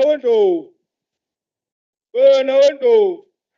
Ayete. Wena wasela ngoba lapho ngekho umoya ngekho mthelo mahlabana phulumlilo endulini obaso umatsholo gcele bana izimele emnyama engabende bezimole ngonyama eqhutshwa msana babathwaliwe siwihlango nangasemkhwataba bethele emnyama wesabeka esifana isizwe senkulu ngabala abantu ukudonsa amasapu membuthenzi umthenzi siguqa sikandaba sidlele ngamatapu laphanda nokusuka phezu kothukela umsindo ubusetilingweni wongokani wabangabasatengweni bena babaphinya babexokozela babeqoza indlondo yakokatshana babethi indlondo lena engavuli amaphiko babe indlondo zonke zivula amaphiko bazingeliswa sentungwana yebo kuvunuzo amabhaka sengwebweni nawasendlondweni abane babhakazela bezingela yogcina nganene wathukela yebomntakandaba baba ngaphesheya ukhona bamhlophe abelungu igwembe sana ukulawulwa abamhlophe abelungu ikhaba limelethwa nangasentungwana amanye amakhaba emcele khona thambakeka bazwaliwayo